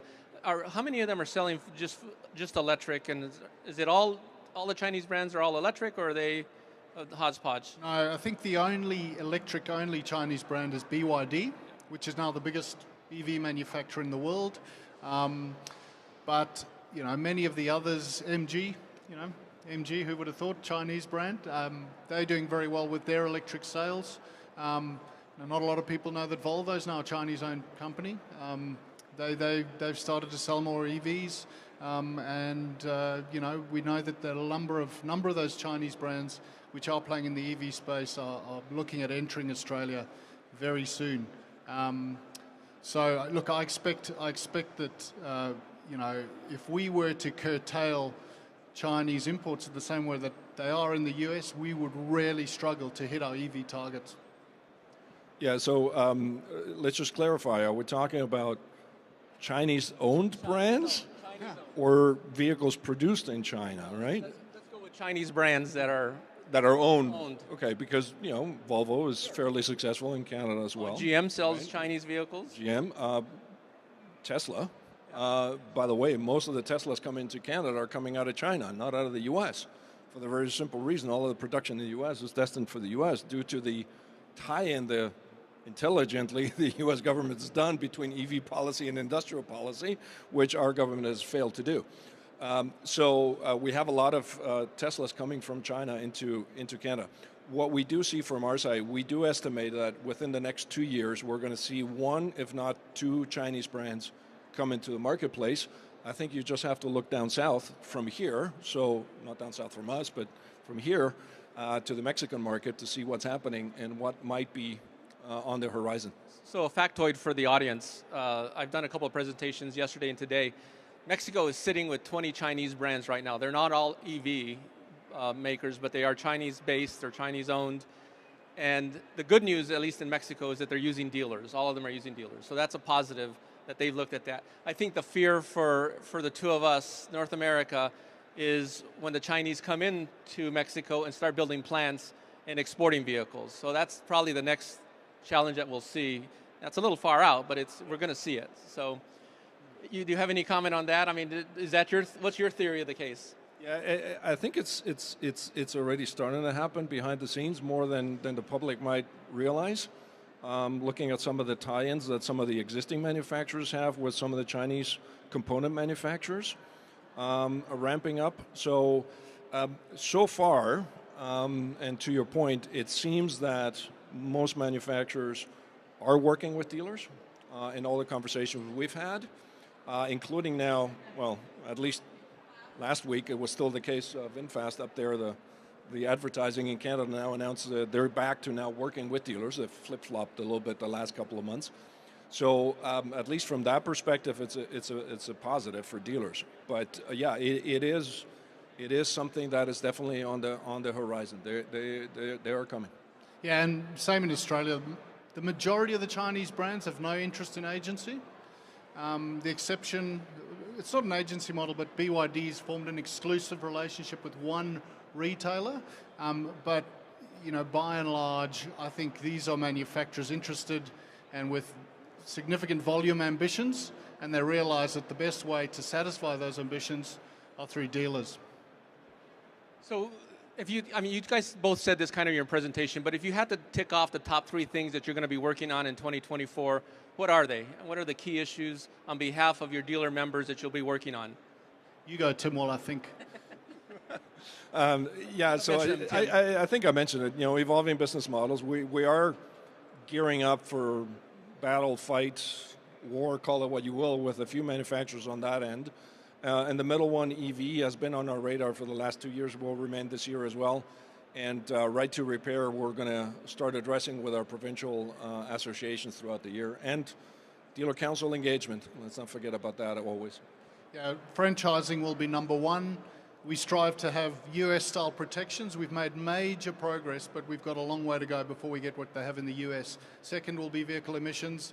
There's CAFE standards coming to Australia. I fear that we might be in a situation where some states start, issuing bans and mandates. We've already had one territory do that in Australia, so emissions and the quest for rebates. And then third, a real issue for us in our industry is labour. And that's one that I keep hearing from my members, is more costly. They're more difficult to find technicians. The solution's going to have to be a combination of us trying to sell our industry better, but also working with our government to facilitate better training outcomes. So Tim and James, we're at the end of our time, but thank you again for the partnership. We work closely together. We're in constant contact, and that's helpful. Thank you guys for being here, for the many dealers that are here. One last question for James. Interestingly enough, an Aussie is interested in the NFL. So who's going to win the Super Bowl? Look, you don't want to bet against Patrick Mahomes, but I'm going to. I've got San Francisco by 6. All right. You heard it here first from the Aussie. Thank you again, gentlemen. Thank you.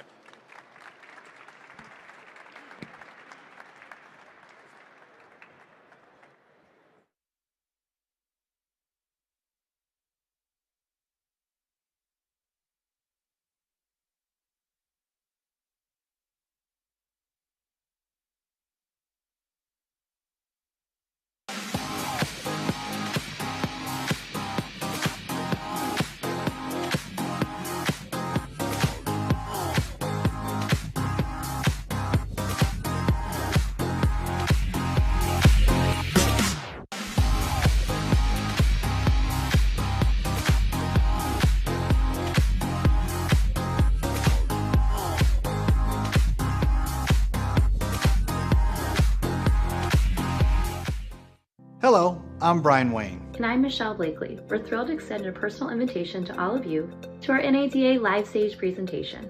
Attracting Customers, the Battle of EV and ICE. We'll be delving into topics such as covering consumer expectations, branding, and tailored communications for both EV and ICE consumers. Plus, discover strategies to drive more revenue to your dealership.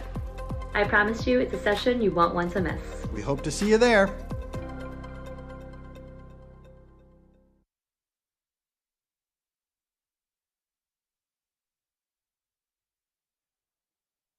All right. Well, you know, I have to be honest. I'm super excited for tonight and the welcome reception. Is everybody excited for tonight?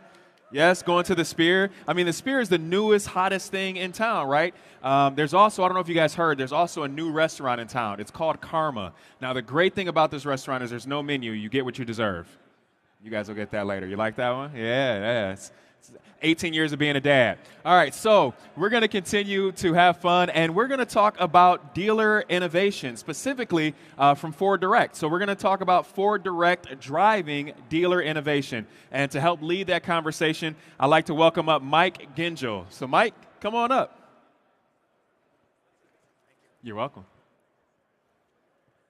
All right, hello everybody. How are you doing today? Enjoying the show so far? It's awesome. Well, I have a couple colleagues with me that I want to bring up to stage, and I'm going to be the moderator today. But I'll start with Tom Thomas, and then also Beth Hill. So Tom is our VP of Analytics and Business Intelligence, and Beth is our Chief Legal Counsel. But Tom and Beth, maybe why don't you take a minute, just give a little background about yourself so the crowd knows who we have on the panel today. All right, sounds good. Yeah, Tom here. Been at Ford Direct for 10 years and have basically managed all the data from all of our products and services at Ford Direct, our customers, and build solutions that help empower our product partners' solutions for our dealers. And we measure basically the performance of the company across the board as well. Beth Hill, Ford Direct, also been with the company for 10 years. And I am the Chief Legal Counsel, but I also do other things. And in the last year or so, I've had the opportunity to help work on some of our operational products. And I'm very excited to share some of that with you today. Yes, that's great, Beth. And she does have some pretty exciting things to share today that we're going to get to in just a minute. My name is Mike Gingell. I'm the Chief Operating Officer at Ford Direct, and I've been in the information business going on 30 years. So been at a few different companies, and I have to say what Ford Direct is doing is really the coming to fruition of a lot of the things that the companies in the past in the data business has talked about. So for those of you that aren't familiar with Ford Direct, I'd like to just take a minute so you can understand our structure. Ford Direct is really unique. There's not another OEM in the business that has something like what we do. We are a joint venture between Ford Motor Company and Ford and Lincoln dealers. Our mission is to be indispensable to Ford and Lincoln dealers and to set them apart in the market and help them win at retail. And so when you think about having a very solo focus on just a very specific type of customer, it really gets you up every day thinking about what can we do to help Ford dealers and Lincoln retailers sell and service more vehicle and drive customer loyalty. So what you're going to hear today is some of the innovations that we've been working on and that we'll be bringing to market soon, and in many cases have just recently brought to market, that are really going to help our Ford and Lincoln dealers win at retail in a way that no other OEM will be able to support them. So when we talk about innovation and we talk about data, everybody's probably hearing about CDPs, right? You need to get all the customer data in one place, and then you need to put analytics on top of it, drive insights so that you can do things and engage with your customers in ways previously not possible. Well, at Ford Direct, we're operationalizing that. And I'm going to start with Tom so he can share a little bit around how we're using data, analytics, and innovations to help Ford dealers and Lincoln retailers sell and service more vehicles. Yeah, so I mean, Ford Direct's always striving to help dealers communicate more effectively and efficiently with their customers, and primarily through Ford Direct products and our partnership services.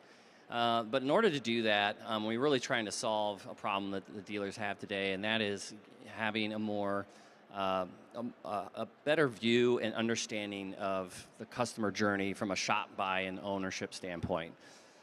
So that entails, understanding what the customer has been doing recently, and comparing that to other customers like them to interpret, like, what does that behavior mean? And once we understand what that means, what might be able to predict as far as what the customer is going to do next, and then what should we empower the Ford dealer and Lincoln retailer to do about it to meet their needs? Now, to solve for that, we have to solve an even tougher problem, and that's the age-old fragmentation of customer data, or fragmented access to that data, that dealers have been facing for years. And that's primarily due to the cross-channel or multi-channel and cross-tier data silos that have existed for years, because essentially agencies and companies and technologies have really been the ones responsible for all these channels inside the dealer's own marketing ecosystem. And those businesses really aren't incentivized to share those customer signals with each other. So the burden's really on the dealer to put all that together, establish meaning behind it, and that's a really costly and complex endeavor. And then you add to the fact the fragmented access to the cross-tier signals of the customer, because there's large portions of the customer journey that are essentially trapped in the OEM and Tier 2 channels that are largely invisible to the dealer. So best example of that is you have a customer data that's actually available that the dealers can't see, where they could actually track their customer changing their vehicle of interest, they're changing their mind as they go day to day or hour by hour as they're, let's say, on Ford.com, Lincoln.com, or the Buy Ford Now site on Tier 2, or any one or more than one of the 3,300 Ford and Lincoln dealer websites. Yeah, I think that's pretty interesting. And you talked about aggregating all the fragmented data so that it actually becomes meaningful. And one of the things that we've been doing at Ford Direct, you can see it on the screen, is really our customer journey platform, our RCDP.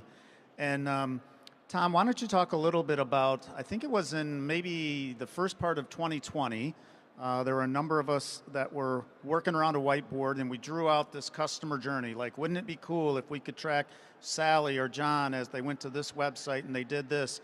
And we went from that drawing to what's really an operationalized data mart, for better reasons, in essentially 3 years, which in some regards people say, wow, 3 years, taken forever. For those of you that built large data stores, you know going from nothing to operational large data mart in 3 years is pretty fast. But why don't you talk a little bit about how we went from point A to point B and just the contents and size of the customer journey platform? Yeah, I mean, we'd struggled with this fragmented data from a data and analytics perspective, and we made a really critical decision several years ago to essentially require an integration to the back end of our partners' data systems, so that we could start to collect those customer signals. And as our product portfolio grew over the years at Ford Direct, the variety of our customer signals also grew. And so what we've been able to do is establish a really strong sort of channel-centric customer data platform over about a 10 to 15 year period. And like Mike said, we made a strategic decision and investment about 3 years ago to really reposition that platform to be more customer-centric. So we essentially unleashed all those customer signals across the channels, started to put them all together, associate them to the same customer, and so that we could be able to see that cross-tier and cross-channel. So what we have is essentially one customer record with all those signals in it now for every single customer, essentially what we call our customer journey platform, which is a little bit more than your traditional CDP, which is a lot of times more focused on the traits of a customer, their service and sales transactions. And what we're also collecting is all those leading indicators up to those transactions and everything in between, whether they're a shopper or an owner. So how the CJP works, as you can see on the screen, you take a single customer and you collect all the signals that we have about them. So their behavior on Ford.com, Lincoln.com, Buy Ford Now, or any one of the thousands of dealers' websites, along with all the leads that we capture with that. We're also able to bring in the Tier 1, 2, and 3 advertising response, the Tier 1, 2, and 3 marketing and communication response and what's going out to the customer. We're also able to capture those in-store signals when the customers at the dealership, as well as the communication between the dealer and the customer from our CRM feeds. We have the sales attribution for new and used vehicles and the service attribution that we're pulling from the DMS systems. And then lastly, we're processing roughly 600,000 to 700,000 phone call and chat transactions. All that transcription data is coming through, and we're looking at the meaning and intent of all that. So that's a lot. We ID map all those signals to the same customer. And we've got now about 91 million unique customer journeys in the CJP right now that we can identify with a name, phone number, email address, and we've got about 2.8 billion unknown journeys in the CJP now that we're continuously trying to ID map. So every one of those signals or records, might have like 1,000 signals to each of them. So to make sense of all that, we're continuously running those records through our machine learning and AI platform to essentially make sense out of those and build these customer profiles with them, which are basically summaries of what matters about these journeys. So we've got whether they visited the lot, are they a current owner, what is their current vehicle of interest, to more advanced analytics like their propensity to purchase and the timing of that, their propensity to service, their customer lifetime value, are they interested in accessories. So we take those profiles and then we basically use those for what we call our next best action strategies. And we take those, build solutions and signals bundles around those, and we feed those to our partners to enhance their product offering. So ultimately we can help them communicate to our dealers' customers more effectively and efficiently. Yeah, so we started out the conversation saying that Ford Direct's really unique, right? There's not another joint venture between a manufacturer and a number of their dealer groups. And when we sit in between the dealer and Ford Motor Company, it allows us to aggregate this data that you're hearing Tom talk about, not only from the dealer side, but also from the OEM side with Ford Motor Company. And part of our ability to do that is because the dealers and the dealer bodies trust us, and Ford Motor Company trusts us. And I introduced Beth as our Chief Legal Officer, but she's also our Chief Privacy Officer. So Beth, maybe you could just take a minute and talk about trust and how we've built that in a manner in which dealers know we're not commingling data, we're not doing anything that is outside good governance and good data use and policy. Thanks, Mike. You could see I'm sitting in between two of the best data guys in the business, and they could talk all day about this stuff. And it's amazing what we're able to do. But there's a whole lot that goes on behind the scenes that makes sure our dealers and Ford Motor Company trust us.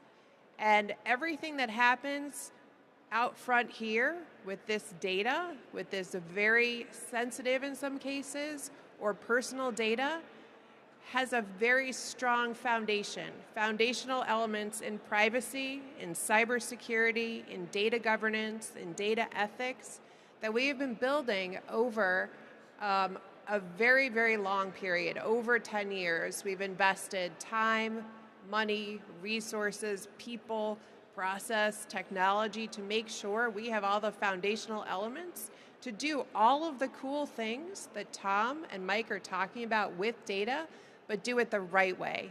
So I'm just going to say that as a public service announcement. That is part of the magic of Ford Direct.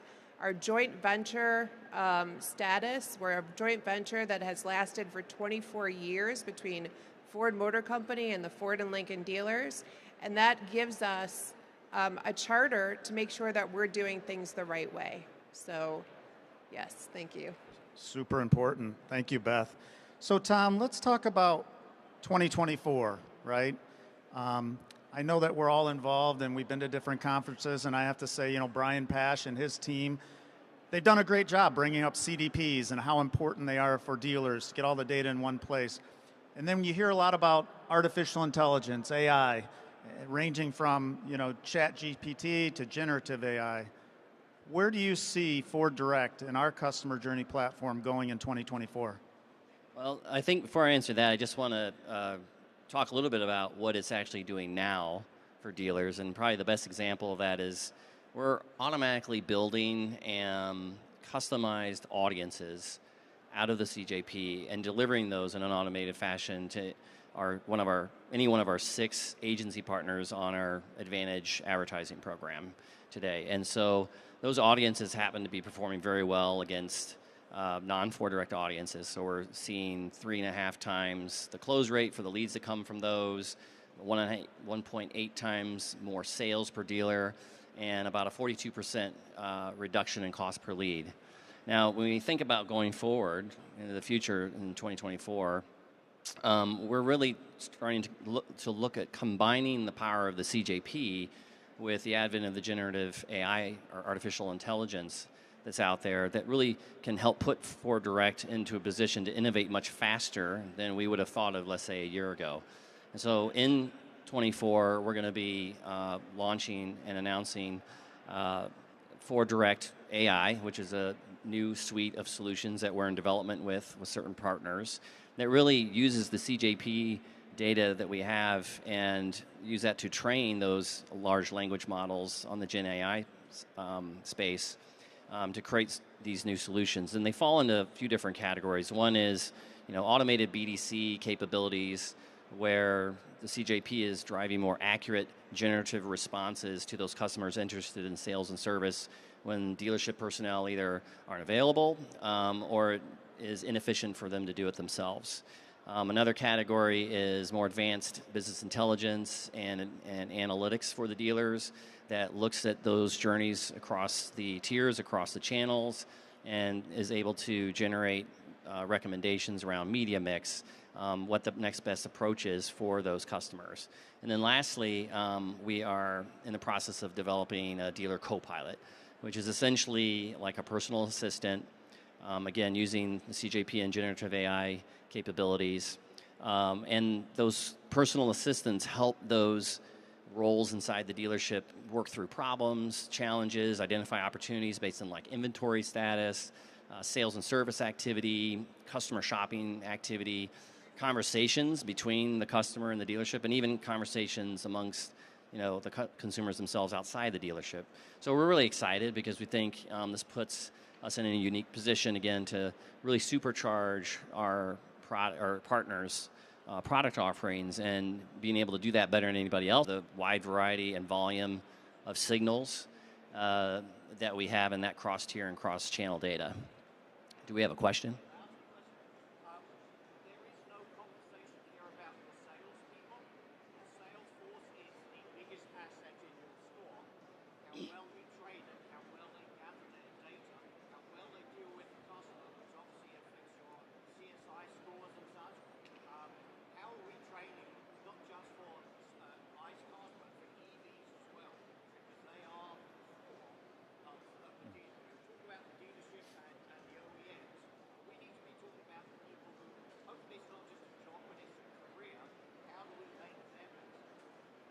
Good question. Do you want to take that, Mike? Sure, I can start. Others can add in.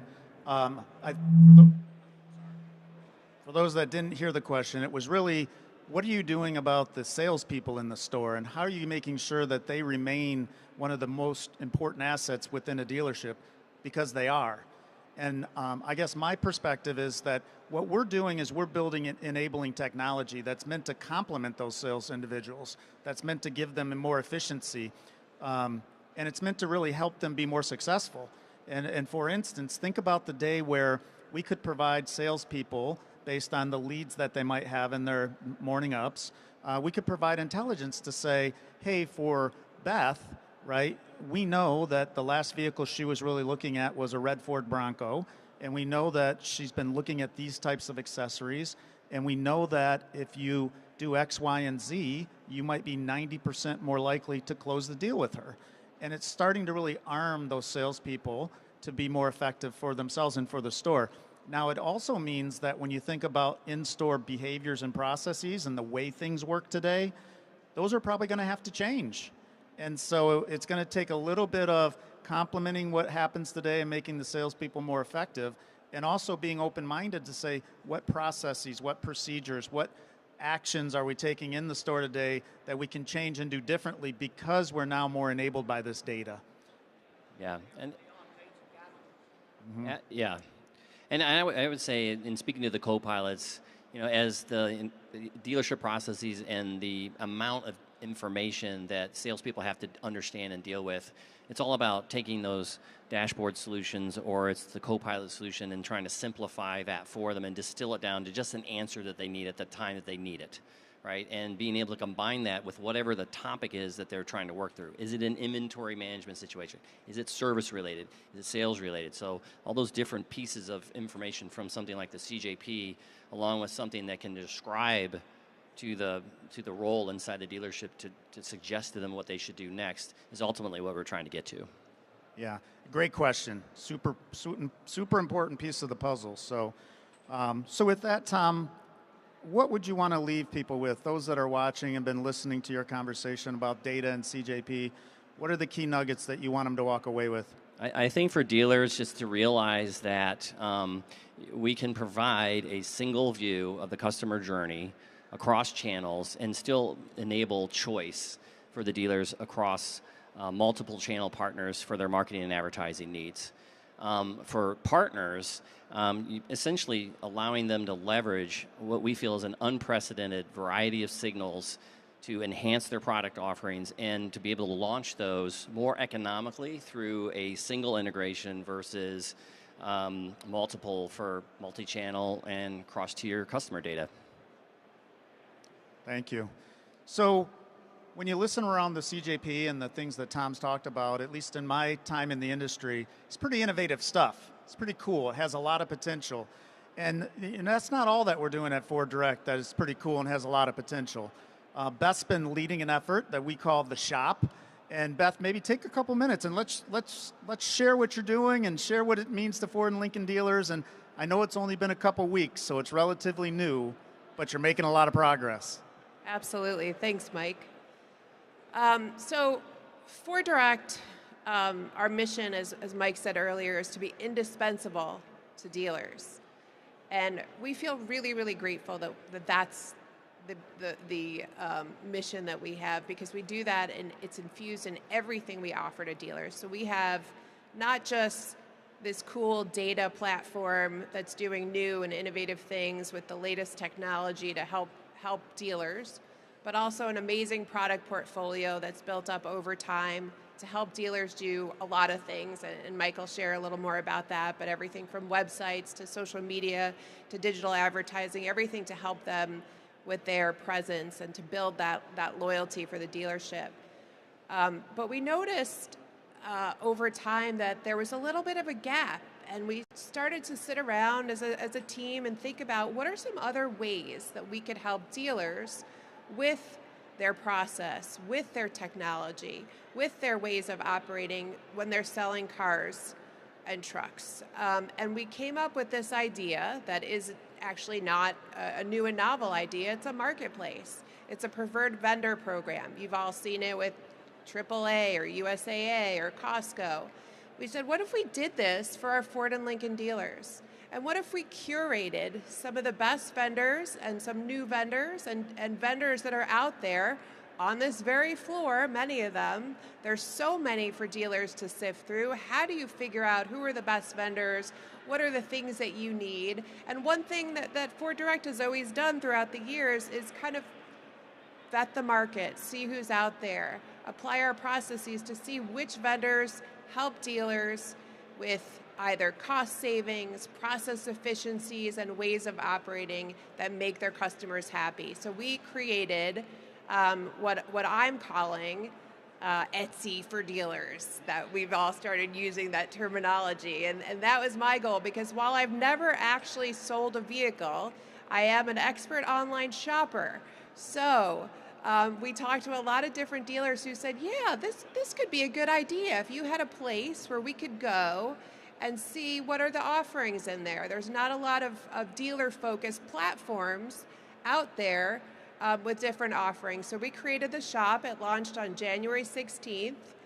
The QR code's right there, so scan it and go visit. And you can see we have 10 vendors and 19 products currently in it, but we're going to grow over time into different categories. And we offer some very interesting products and services for the dealers, including things like warranty processing, something that's very manual and something that's very laborious over time. And warranty processing is a boom area. More and more warranties, 20% growth this year alone.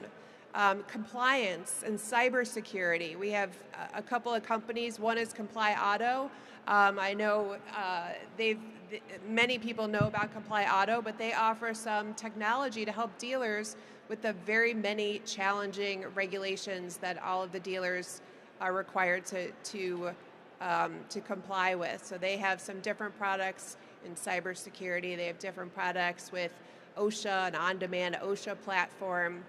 And then you have companies like Volley, which is a BDC, and Stella AI, which is a digital assistant powered by AI, and more from there. AccuTrade does vehicle appraisals, and I encourage you to go to it. But we felt this was a way to help our dealers with new technologies, with innovative technologies in a way that we've never done before. And so far, our dealers have been very interested in some of the offerings. It's very cool. So as you're getting started with the shop and making great progress, where do you see the shop going? Like, what's the long-term view? So we have big dreams, and we hope to grow and grow and grow and expand into different areas that are not part of our core product portfolio, and help dealers with all aspects of their business. Everything that doesn't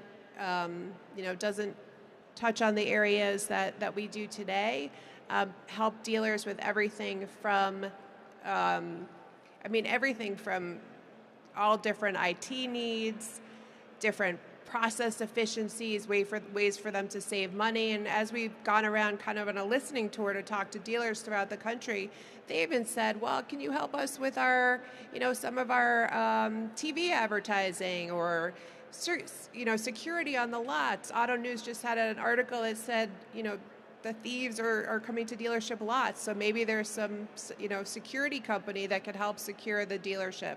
So the sky's the limit, Mike. We're going to look into lots of different categories and see where we go, but we will be growing over the next couple of years for sure. So the shop's just getting started, but more to come. Yes. Anything else you want to add to the shop as we move to the close? www.theshop.com. Oh no, /Ford Direct, sorry. Scan the QR code. Yeah, we're tracking with you. Scan the QR code. Well, we appreciate the opportunity to be here, and we want to thank NADA for giving us some time on the main stage. On behalf of Tom and Beth and myself, and we have a number of our Ford Direct colleagues here, including Dean Stoneley, our CEO. Dean, thank you for giving us the opportunity to come and talk about our story. And if you're a Ford dealer or a Lincoln retailer, please make sure you come by the Ford booth. We are inside the Ford booth, but we want to talk to you about our core products, how we can help you engage customers better, convert customers better, and ultimately keep them throughout their life cycle so that you can maintain them as a customer and grow your customer base. And then, to Beth's point, talk to us about those items that aren't in our core product portfolio, things that you see on the screen today relative to the shop. They're areas that we believe we can help you. Ultimately, just continuing to focus on being indispensable to our Ford and Lincoln dealers and helping them run at retail by the advantages that we can bring to them that they can't get from any other OEM. So on behalf of the panel, I'd like to thank all of you for your time, and again, thank NADA for having us.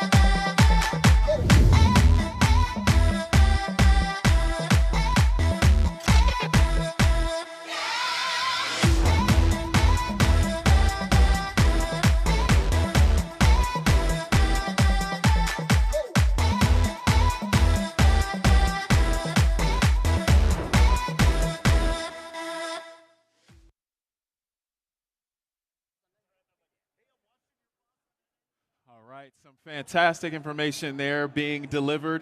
Now, if you're having fun at NADA and you want to share that fun, make sure you check us out on social.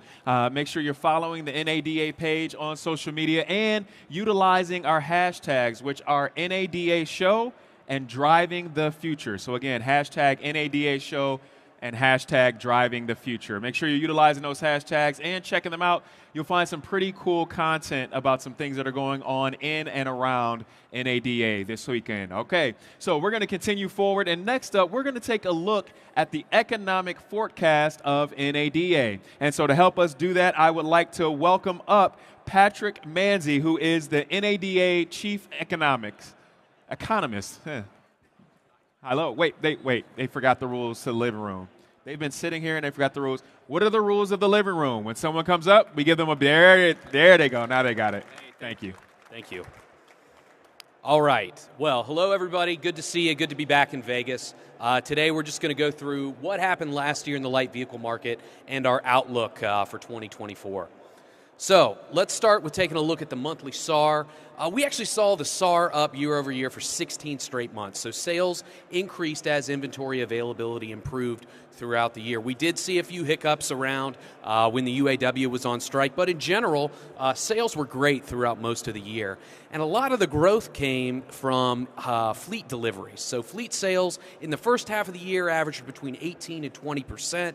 That is pretty much back to where we were before the pandemic.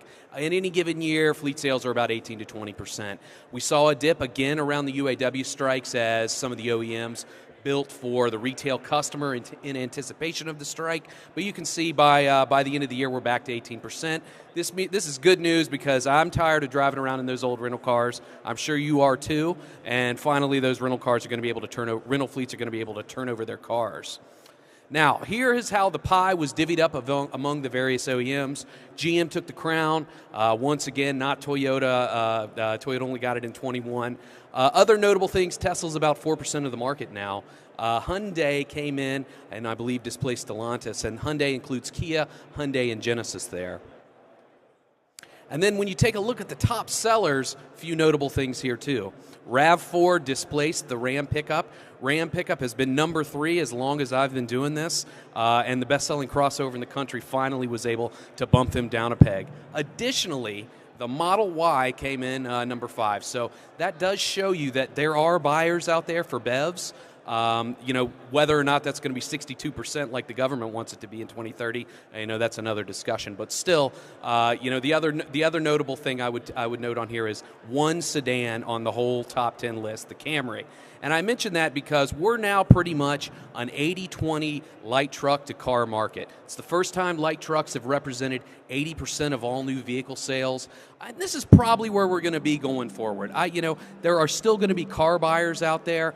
They make sense for a lot of people looking for that affordable entry point into a new vehicle, people who live in metro areas, ride share, stuff like that. But when you take a look at the light truck spread, we saw a lot more crossovers sold this year. 47.9% crossovers are marching towards half of the market. Pickup and SUV bled a little share into crossover. If you'll remember back in 22, the OEMs were really prioritizing builds of those higher margin vehicles, so pickups and SUVs. And as they had more available chips and other production inputs, we could build more CUVs and more affordable models. I'd expect as we look out into 24 that we're going to see more of those lower trim builds. We're going to see maybe a play for the consumer affordability because consumers are really hungry for that right now given the high interest rate environment. Now, powertrains. There's going to be a million sessions here about battery electric vehicles.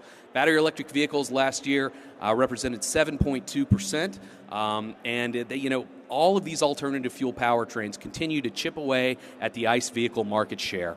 When you take a look under the hood, you can see that we topped 1.1 million battery electric vehicles, first time over 1 million units sold, and for battery electric vehicles, and franchise dealers just shy of 450,000 units sold. Franchise dealers currently control about 40% of the battery electric vehicle market, and they continue to chip away at the direct seller share of the market year after year. I think that's going to be a trend we're going to see for the rest of the decade.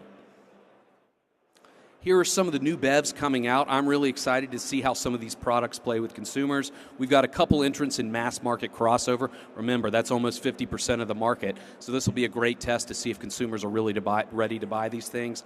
Other notable things on here, the VW ID Buzz. I know I'm personally super excited to see a new minibus driving around. I remember when that was debuted at the Detroit Auto Show, which seems like a lifetime ago, but I'm very excited for that one personally. A lot of new cool product coming out in 2024.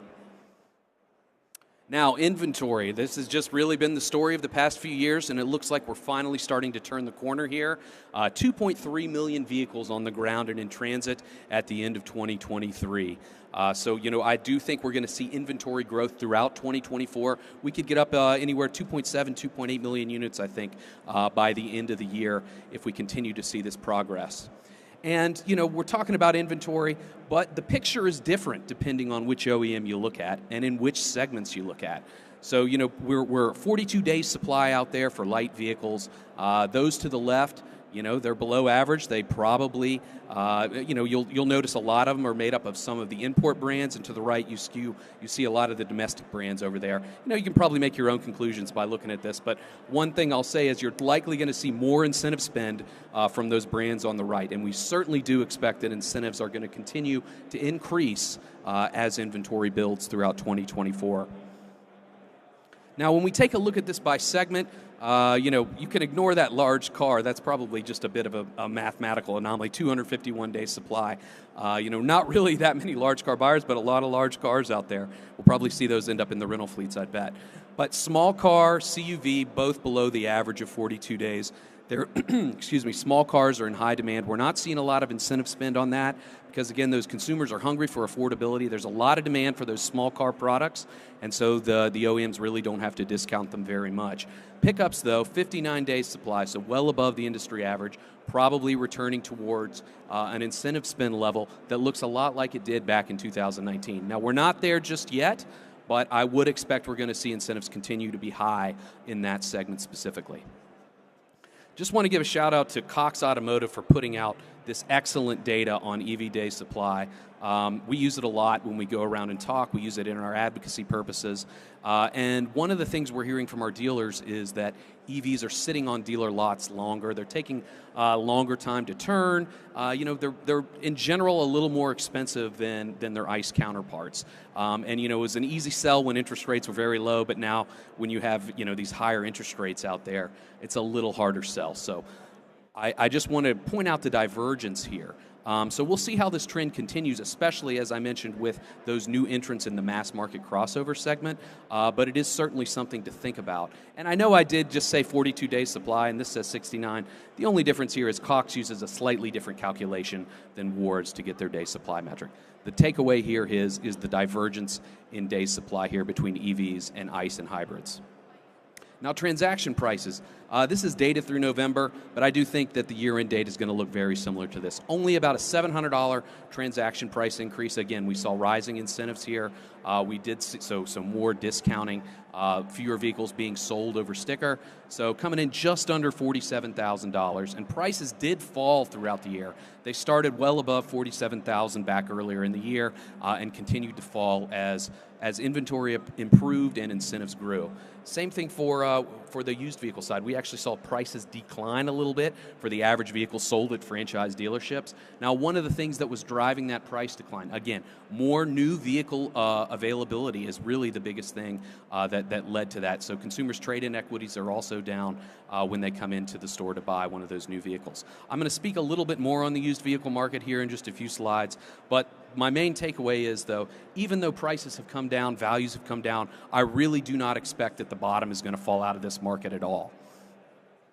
Payments. Payments are really growing given the high interest rate environment. Average new loan payment up to $732, $648 for a lease, and a used loan is now $555. So you'll look at that used loan stat. That's pretty much it's very close to what you could buy a new car for back in 2019. So there really has been a lot of inflation in a lot of these new vehicle products out there.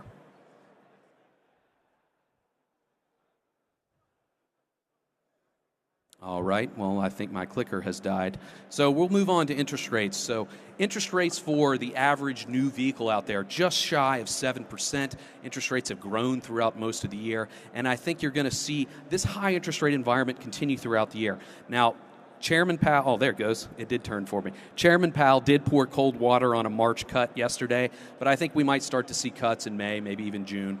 So we're looking at maybe 3 interest rate cuts, Fed funds rate cuts this year. So that could provide some relief, but in general, rates are going to be significantly higher than they were just a few years ago. So that's going to be, you could maybe call it a headwind or a tailwind depending on when you look at it during the year. But this is still going to keep some of those buyers out of the market just because it's too expensive. All right. I believe my next slide would show average incentive spending per unit. Here we go. So it did climb a lot, a big push at the end of the year, up to $2,600 a copy. That is very much looking like it used to look in December. You'd always see a big push. But we're a long way away from where we were back at the end of 2019 when incentives were almost $4,700 a copy. So I do think we're going to see growth here. We could probably even get over $3,000 at some point next year on average. But we're not really going to see those incentives return, at least in 2024. 2025, 2026, who knows? But next year, only slight incentive growth. Another notable thing, given the high interest rate environment, we have seen more and more buyers who are able to pay with cash. Now, this cash metric actually captures both direct financing and true cash sales, but anecdotally, we're hearing that a lot of customers who can afford to pay cash are coming in and doing so. Another notable thing to take away from this chart is leasing has started to pick back up. It was about 30% of the market back in 2019, and it fell to the mid-teens in 2022, so very low leasing penetration last year.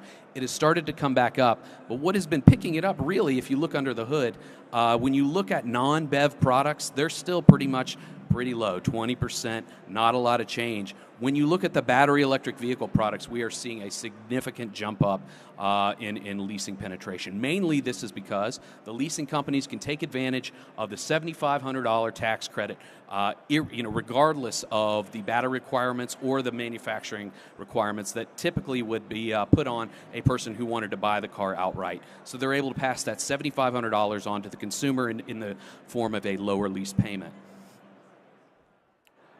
And then finally, used vehicle values. So here's where we are. You can see we've come down a good bit from the peak next year. So there are going to be several factors that are going to push these prices down.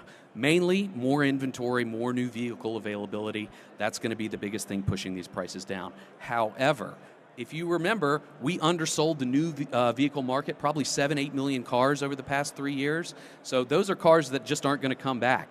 And remember, we used to lease 30% cars every year, and we were leasing in the mid-teens as of last year, too. So a lot of those vehicles that would typically come back are not going to be returning. By the second half of the year, that will be about the 3-year window from when we really saw inventory get tight. So there's going to be a lot fewer off-lease returns. That's going to put a lot of pressure on used vehicle supply, and that limited used vehicle supply is going to help prop these values up. So in general, I think we're going to see a return to normal seasonality in the used vehicle market. We're probably going to find a new floor sometime in 2024, but that new floor is going to be well above where we were before the pandemic. We're not going to see the bottom fall out of this market. Finally, fleet sales. I mentioned we did see a significant increase. Don't have final data on this until next month, but probably 2.5 to 2.7 million is a reasonable expectation for 2023. We're expecting continued growth into 2024 of fleet sales. In fact, that's where I'm expecting most of the growth in the overall total vehicle sales metric. And I'm forecasting 15.9 million new light vehicle sales for 2024. Again, primarily the growth here is coming from fleet, and I think retail could be up slightly. It could be up a little bit more given where interest rates go and how plentiful vehicle supplies actually become throughout 2024. If it's a good deal for the consumer, they might go and they might go out and buy a lot more cars. The consumer has really overperformed expectations the past few years, and I wouldn't put it past the American consumer to surprise us with some excess demand there. After 2024, we're getting back to a more normal market, mid 16 million units for 2025 and for 2026. So in general, we're looking, it's starting to look a lot like it did in 2020, back before the pandemic in 2019. We're not going to get back to 17 million units sold, but there's going to be a lot more vehicle availability. We're going to see, higher incentives from OEMs and probably some compression on margins out there across the industry, given all of the vehicle availability that's going to be coming back. So with that, I really would like to thank you all for your time. Thank you for being here. I hope you have a great NADA show, and I'll see you out there on the floor.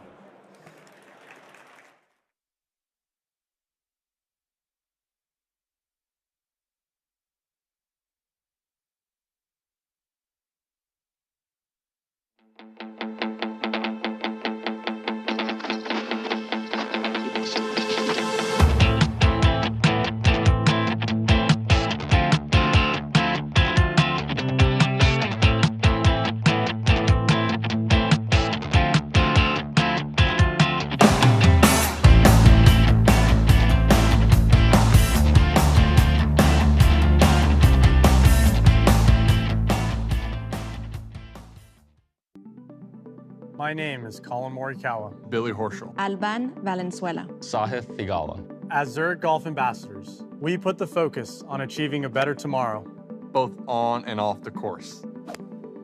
That's why we're proud to work with Zurich, a global insurer aspiring to be one of the most responsible and impactful businesses in the world. Together with Zurich, we're always building towards a brighter future.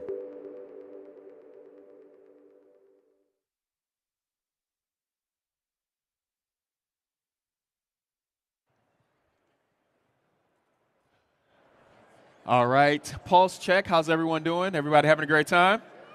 Yeah, woo. I heard a one. Woo. What about there in the back? What about you, sir? Are you having a great time? Yes, you. I like that. That's perfect. All right, that's great. All right, so we're going to continue in that vein. If you have not done so already, download the NADA app. It's time to get excited. We're having our welcome event this evening. Super excited about that, and glad that everyone is here having a great time. And because, like I said, we want to always talk about new, innovative things, we also want to let you guys see a sneak peek and a preview of a new docuseries that's coming out. And this docuseries just happens to be more than about cars. So, check it out.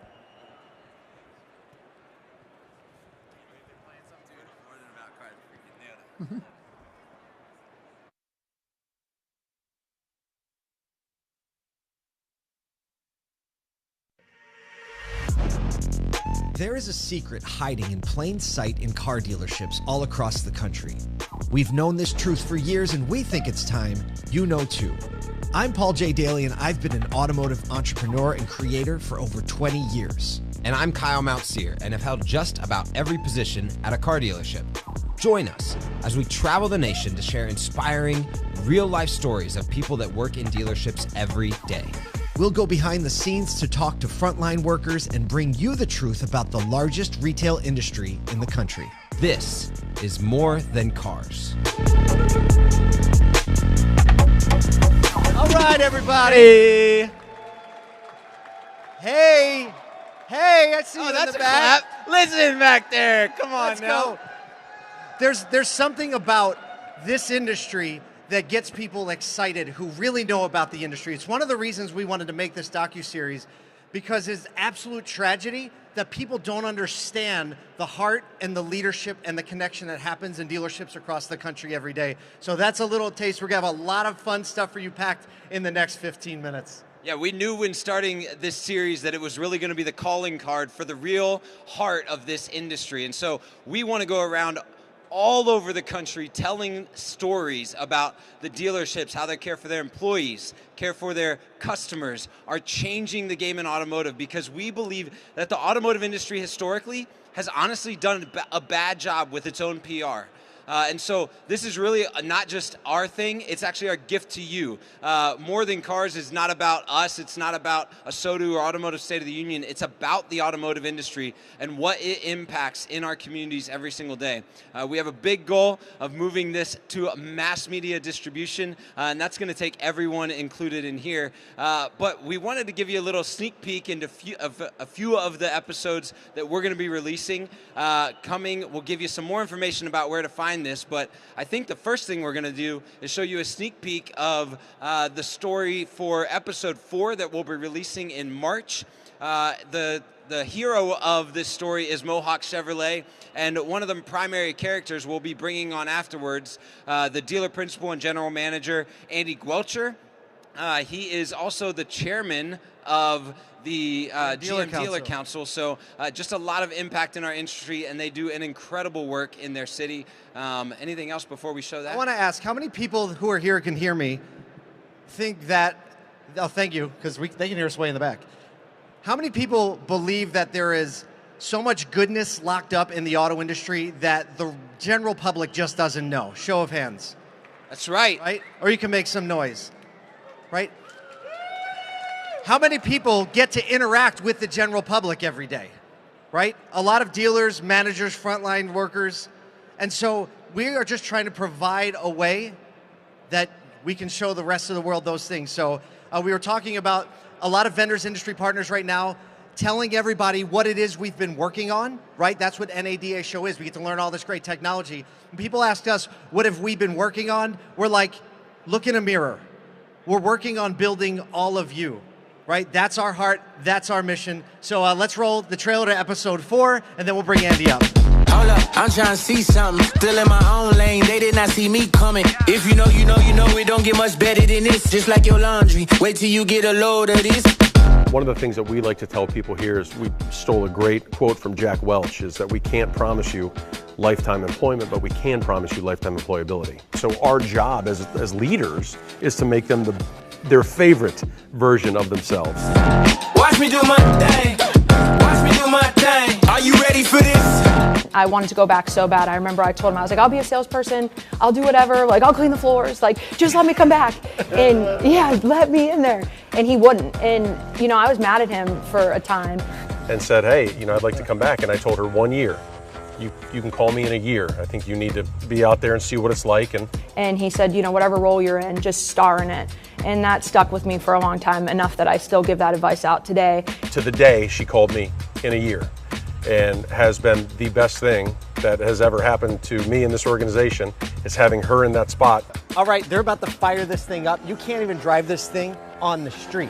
This is racetrack only. Are you ready for this?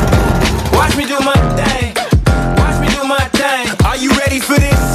I played sports my whole career. I definitely bust on people, and they're allowed to. Trash talk element to it. Yes, but it's with love, so they're allowed to bust on me back. Do you think you can beat us? I think. In what kind of game? I don't know. Whatever game. Whatever causes the least amount of sweat. Let's go. Incredible, I always got it going up like when the movie credits roll. I'm doing it big and better than ever. They gotta put me on a pedestal. I'm picking up better performance today. If I make this, I win. It's over. If you make it, it's over. We have agreement. Oh my God. Whoa!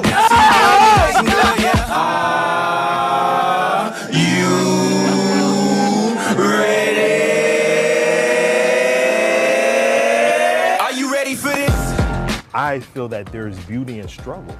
And that was one of the reasons why I had to come here to Washington Park to fulfill my mission. I can't really understand, and maybe we're biased, but I can't understand why anyone would not see this industry as a place that they would want to be. I just can't.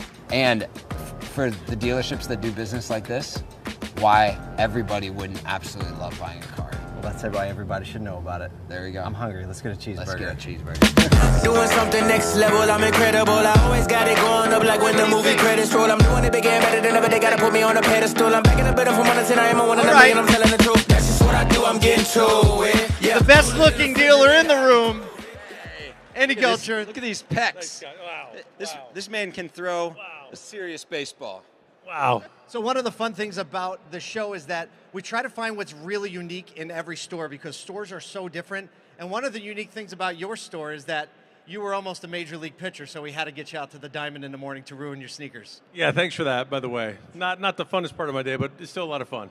I don't have it, for those of you that are asking. It's like a 30-mile-an-hour fastball. So, one of the really unique, speed ramped it. The unique thing that we found and that people will see in this is that actually sports and the competitive nature and the way that your team actually interacts is really deeply rooted in how you do business and how you interact with your team. Talk a little bit about how that like core nature in you and some of your leaders comes out in the way that the stores run. yeah, I mean, that's the driving force of our culture, really. And really, it's more of the team and the caring side of that team and really leaning into each other, trying to draw the best out of each other for the best result for the team. And that shows up in our turnover, which is very, very low. That shows up in the way our leaders interact with and mentor employees daily.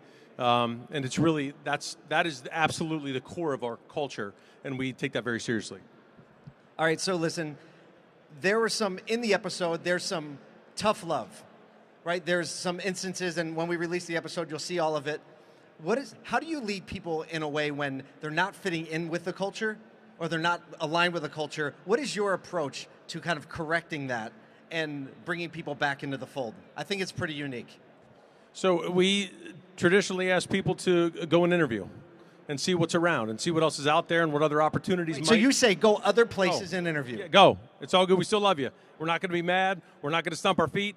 Go see what's out in the world. And a lot of times, as you have seen, people will come back and say, hey, I saw that world, didn't love it, so here I am.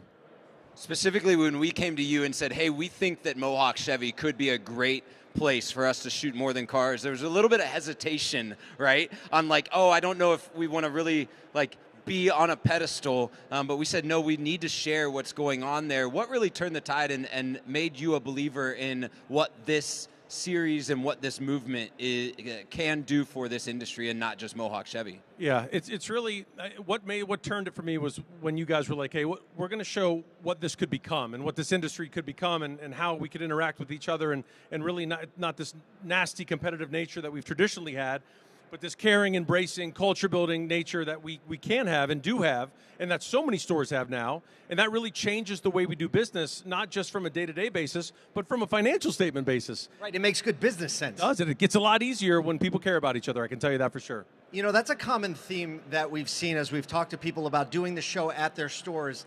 It seems like those who need to be highlighted, needed to be put in front of the industry so change can happen, are often like, oh, I don't want to be in the spotlight. We're just doing our thing. And so thank you for being a part of that. We also want to thank our friends at UVI for helping make the episode possible. Yes. Yeah, give them a hand. They're here. They're out here.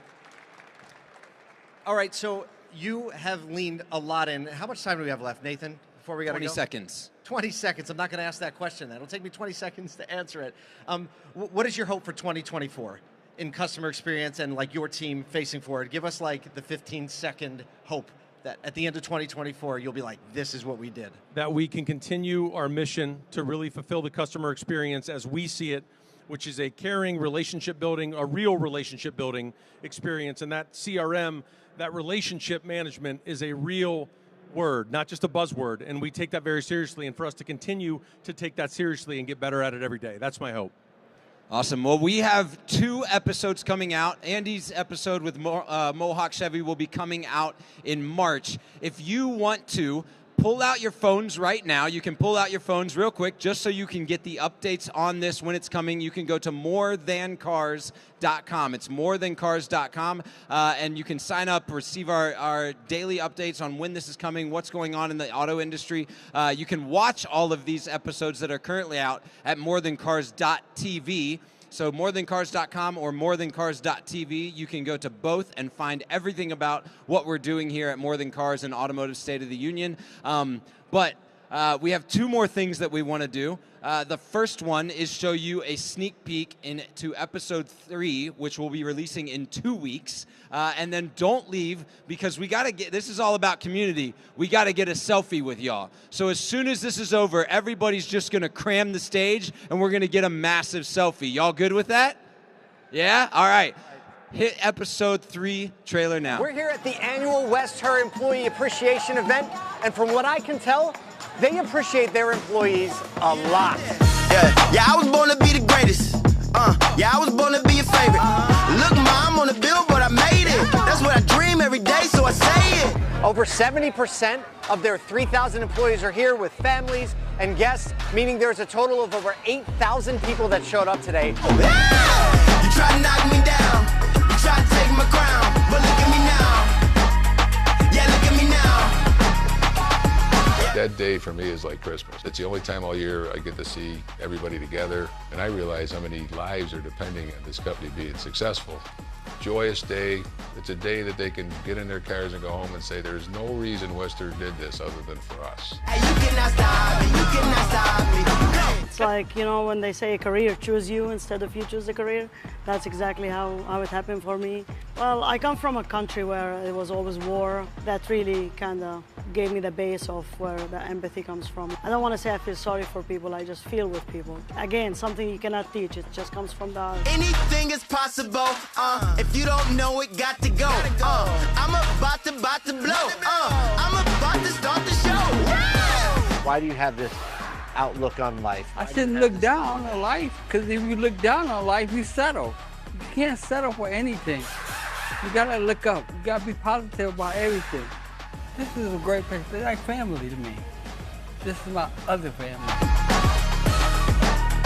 I am excited to see where I'm going to be going in this business because there's just so many different opportunities. This is a real-world example of a dealership who became a community that is about so much more than cars. You cannot stop me, you cannot stop me. Go! All right, All right, get on your feet. Come close, come close, come close. Also want to let you know, right after this session, we're doing a meetup right behind the stage in the open area over there. So if you want to be in the picture, you're about to be in the picture. All right, everybody? We're going to say more than cars on 3. 1, 2, 3. All right, thank you so much for being here. Have a great show. We'll see you out on the floor.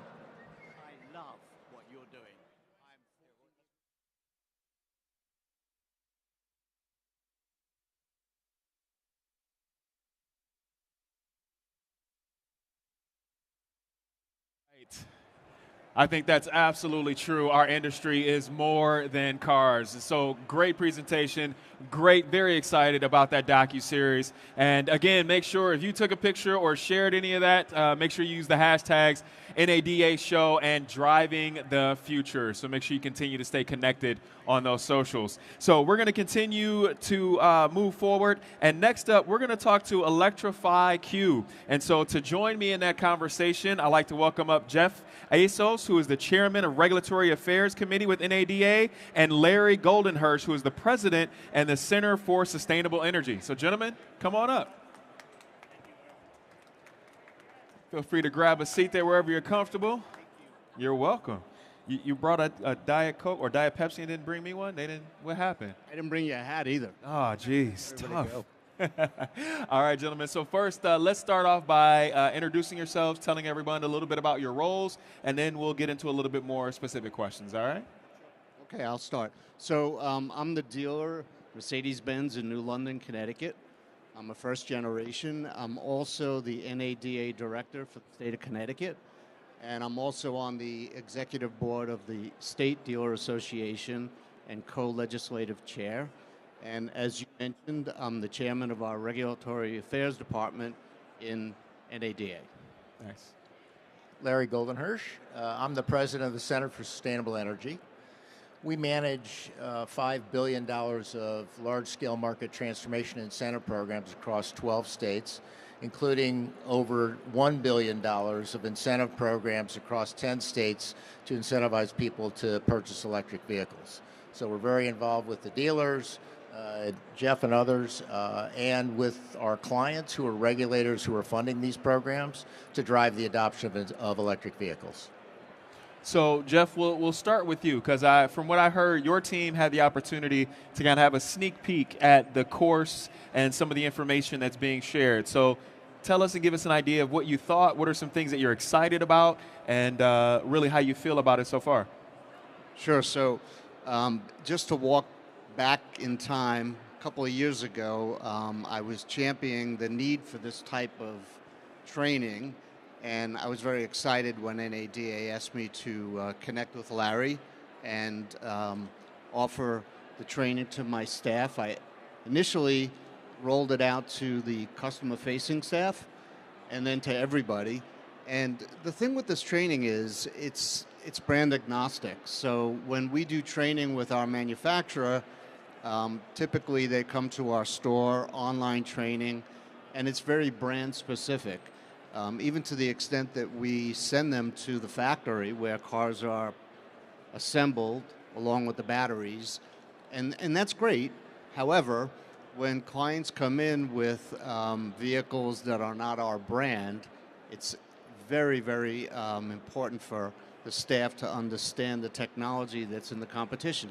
So, starting with basic fundamental things like when a customer comes in and says, hey, I've seen a lot of this in the news and in public. However, I don't really understand like the charging. How does this work, So just being able to talk about level 1 and level 2 and level 3 and dumb it down. Sometimes I say that if, and this is my analogy, if you have a swimming pool that you want to fill, you're not going to use your dispenser on your refrigerator, right? That you fill a glass up with to fill up your swimming pool. That's level 1. That's like an IV drip. That takes a long time, right? Definitely. Level 2, perhaps you'd consider using a garden hose to fill your swimming pool. It's still going to take a long time. Right. If you had a fire hydrant, right, DC fast charging, that's going to fill it up really fast. So that's just a visual that people are like, okay, I get it. I don't want to use level 1.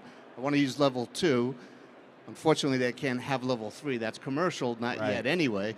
So, that just kind of sets the stage for a relaxed conversation with a potential buyer to understand that fear that goes into how do I fuel this thing, right? Absolutely. So, yeah, and I think you're absolutely correct. I mean, because outside of the traditional range anxiety, just the overall mass confusion of electrification and how it works and how it applies. I can't tell you how many times I've had a conversation and people are like, well, the range isn't far enough. And then you drill down and say, well, how often do you drive? I drive about 40 miles a day. And you go, well, this would definitely fit into your lifestyle. So being able to explain it to them in a way they can digest really helps to make that happen. Now, I know, Jeff, that the course was designed with the NADA at the center of sustainable energy, right? And so, Larry, let me ask you this question. Why did you go about creating the course? What was the idea behind that? So we've been involved in dealing with consumers and dealers for the better part of a decade and trying to drive the adoption of electric vehicles. We've issued as an organization over 600,000 rebates, so we've touched 600,000 buyers of electric vehicles. What we know is this: the dealers sit at the epicenter, the pivot between ICE vehicles and electric vehicles. When the customer comes in, they need a trusted advisor, one of Jeff's colleagues, to explain to them exactly the types of things we've been talking about, to eliminate the ambiguity and get that consumer over the hurdle to move to electrification. So this course is really, and we're very thankful and appreciate NADA allowing us to collaborate with them. Yes. This course is designed to put in the sales professionals' hands exactly what they need to answer the precise questions that will take the consumer from an ICE vehicle to an equal or less expensive electric vehicle that is fun to drive. And that really is the reason. And the training program basically puts in the hands of these sales professionals in an easily consumable way the information they need to do exactly that. Who more important to be informed about electric vehicles and the benefits than the sales professionals at the dealerships across the country? They are at the point of sale, the point of decision, Absolutely. the point of pivot. So for us, this was a no-brainer. Yeah, absolutely. And I couldn't agree more. I think when it comes to answering those questions that, the consumer might come in with, and sometimes, let's be honest, sometimes we have consumers that are, shy or bashful to ask those questions because sometimes they feel like, I'm supposed to know this information, or like we've talked about, I've heard certain things on the media, so they have a false impression of what it might be. So having a sales team that's properly equipped to be able to handle those questions or sometimes those anxieties is a pivotal point. So I definitely agree. You know, I use the words trusted advisor because I really believe that that is the role of the dealers. And so when I socialize, we're a nonprofit. We have no members, no donors, no shareholders.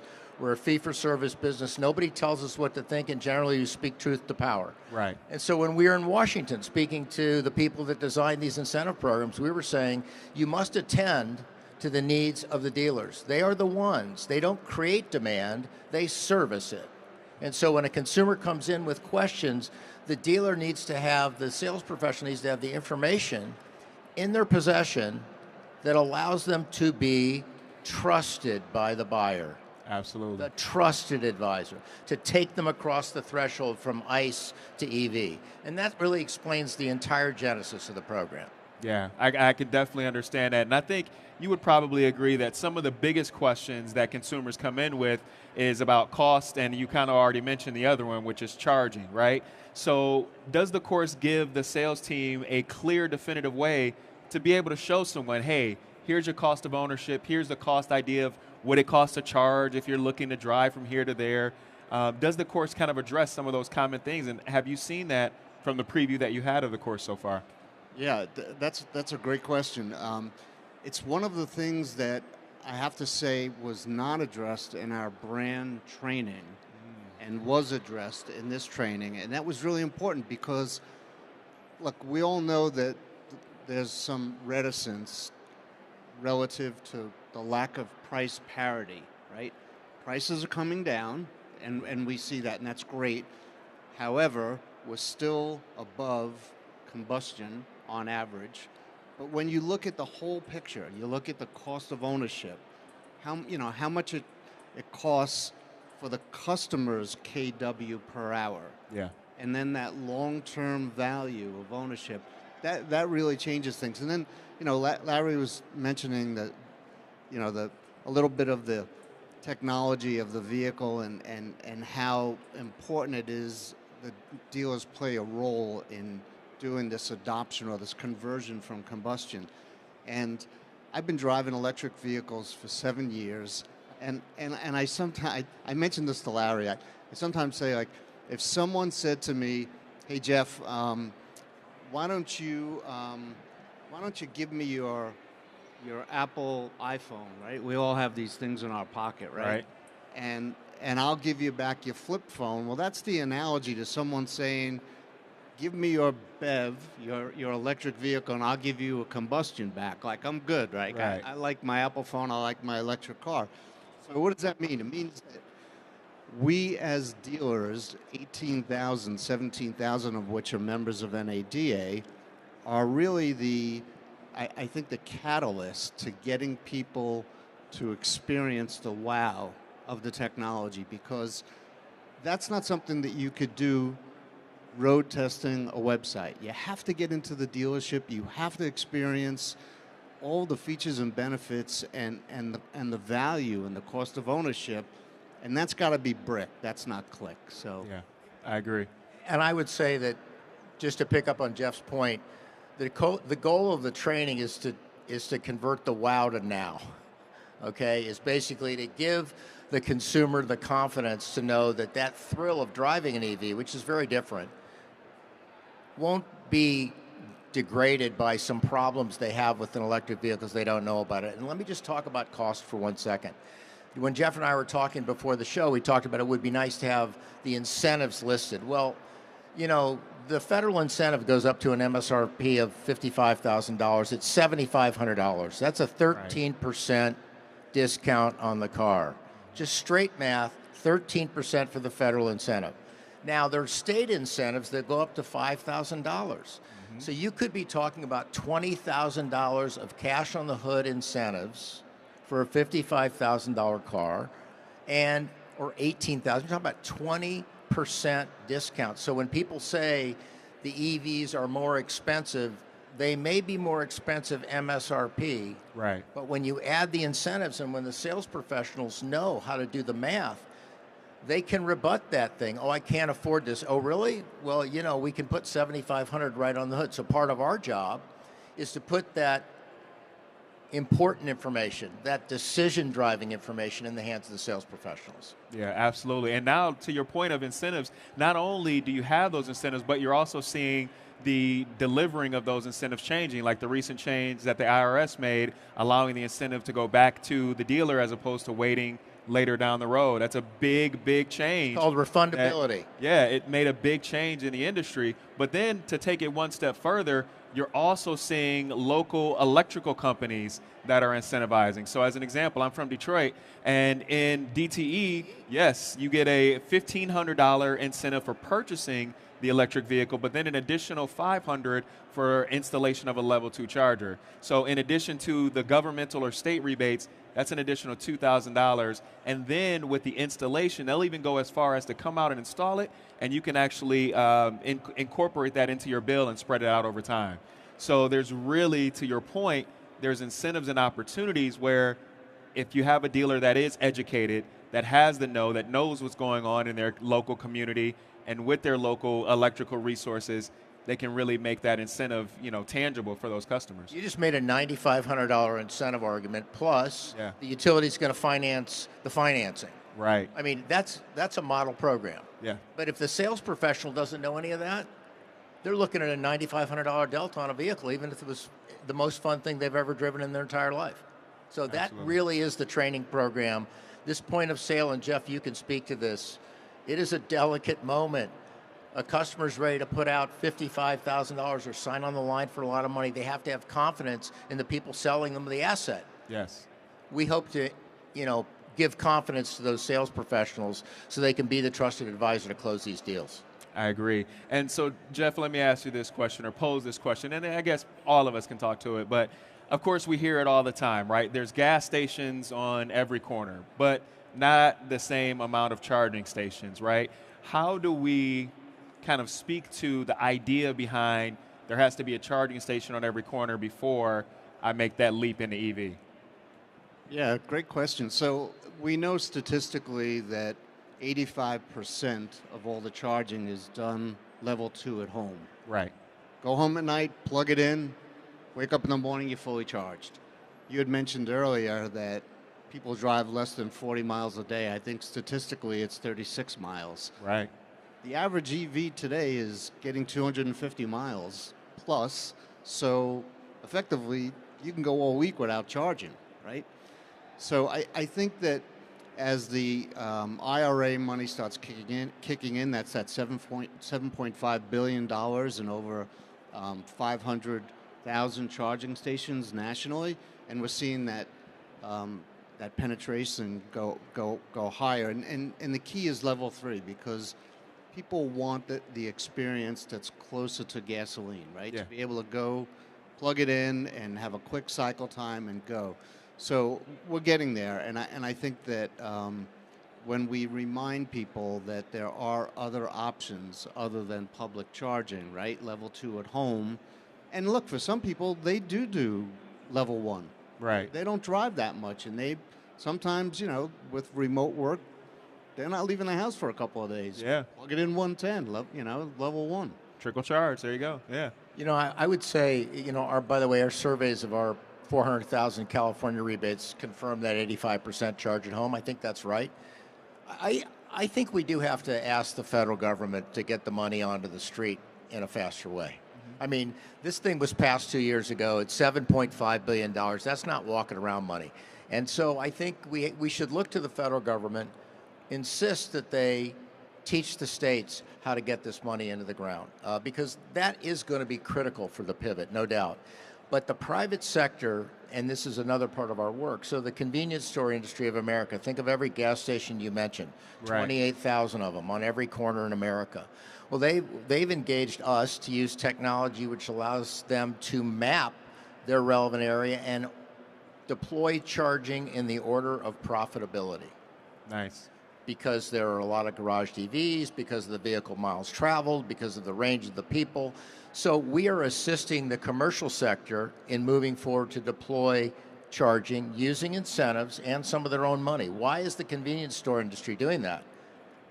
30% of their profit comes from fuel. Exactly. It's existential. This shift is existential for those folks. But they sit on every corner of every clover leaf in the country. And so private industry is moving, and the government needs to move more quickly. I mean, because these folks are in a situation, honestly, where there's inventory on the ground, and unless some consumers see charging, they're going to feel like they got to do this at home or they're not going to get a charge. Right. Now, it's great to be able to think about your car like a cell phone. Just plug it in at night and you're done, which is exactly what home charging people do. Yes. That's what we do. It's Yes. a cell phone. Just plug it in. Not everybody has that luxury. Yeah. And so we need to get the steel in the ground, for sure. I agree, and I think it is. It's that fine balance, because I've had this conversation quite often, and I think what's interesting when you think about the concept of a gas station versus the introduction of the automobile. I don't think, I'm looking around, everybody looks pretty young. No one was around when automobiles first hit the ground, right? And one thing we forget is there was a 17-year, approximately 17 or 20-year gap between the introduction of automobiles and the introduction of gas stations. And so, They do. You want to know what they did? Yeah, I do. You had to go to the pharmacy to get your gas. So if you look up the history of gas stations, and could you guys imagine that? Could you imagine going up to CVS or Walgreens going, yeah, let me get a toothpaste and 3 gallons of gas, right? No one ever has that conversation because we didn't have to deal with it in our lifetime. The same way when it came to paved roads or, automobile versus horse, things of those natures, there were certain things that we just didn't have to deal with. So for 100+ years, we've just been doing it this way. And now when we talk to our consumers about, hey, this is a new way to do something, and when you start talking about the practicality of saying, well, if you are driving 36 or 40 miles a day, or you're only driving into work twice a week, you can do it on a 110 charge, and just getting people to understand that wherever there's lights, there's fuel. Because if you have electricity, you have fuel. And I think that's the shift that we need to kind of continue to have that conversation around. And it sounds like a course like this is definitely going to help push that conversation forward. Dwell time, you mentioned, the amount of time it takes to do a charge. Now it's 20 to 40 minutes. And the technology curve is steep. So in 5 years, 6 years, 7 years, when the dwell time is, again, 6 minutes for a charge, those convenience stores, all those gas stations are going to be doing the gas station business with electrons, probably. But in the meantime, there are people building up these standalone stations to give you something to do for the 45 minutes that you're charging. Right. It's a separate business line. The dealers can get educated about this and work with the consumer to say, look, the first EV you buy, you're going to charge at home, or you're going to go do DC fast charge. But in 5 or 6 years, it's going to be just like a gas station. Yeah. And so enjoy the lower cost of maintenance and the fun, because he started with fun, the fun of these vehicles, because fun wins. Absolutely. You can afford it, fun wins. Very, very true. So let's talk more specifically about the course, and let's talk about the investment required for the course, and then what you get with that investment to the course. So the standard fee structure is $199 per sales professional. It's a 2-year program. You get for that a certification. When the dealership gets 2 salespeople certified, they go into the referral network. So this is a software engine that we're building collectively, NADA and CSE, that will collect all the interest and drive it to the dealers that have the certification. But it's a show, and at the show, you can get 2 salespeople for $199. Say it again for the people in the back. So for the show, right, you can get 2 for 1. And so the way you do this is you go into Electrify Q. Electrify, ELECTRIFQ. Just replace the Y with the IQ.org and sign up. Or come to the Innovation Center and sign up there. And we have all sorts of people eager to talk to you about the program and enlist you in the army of people driving the pivot to electric vehicles.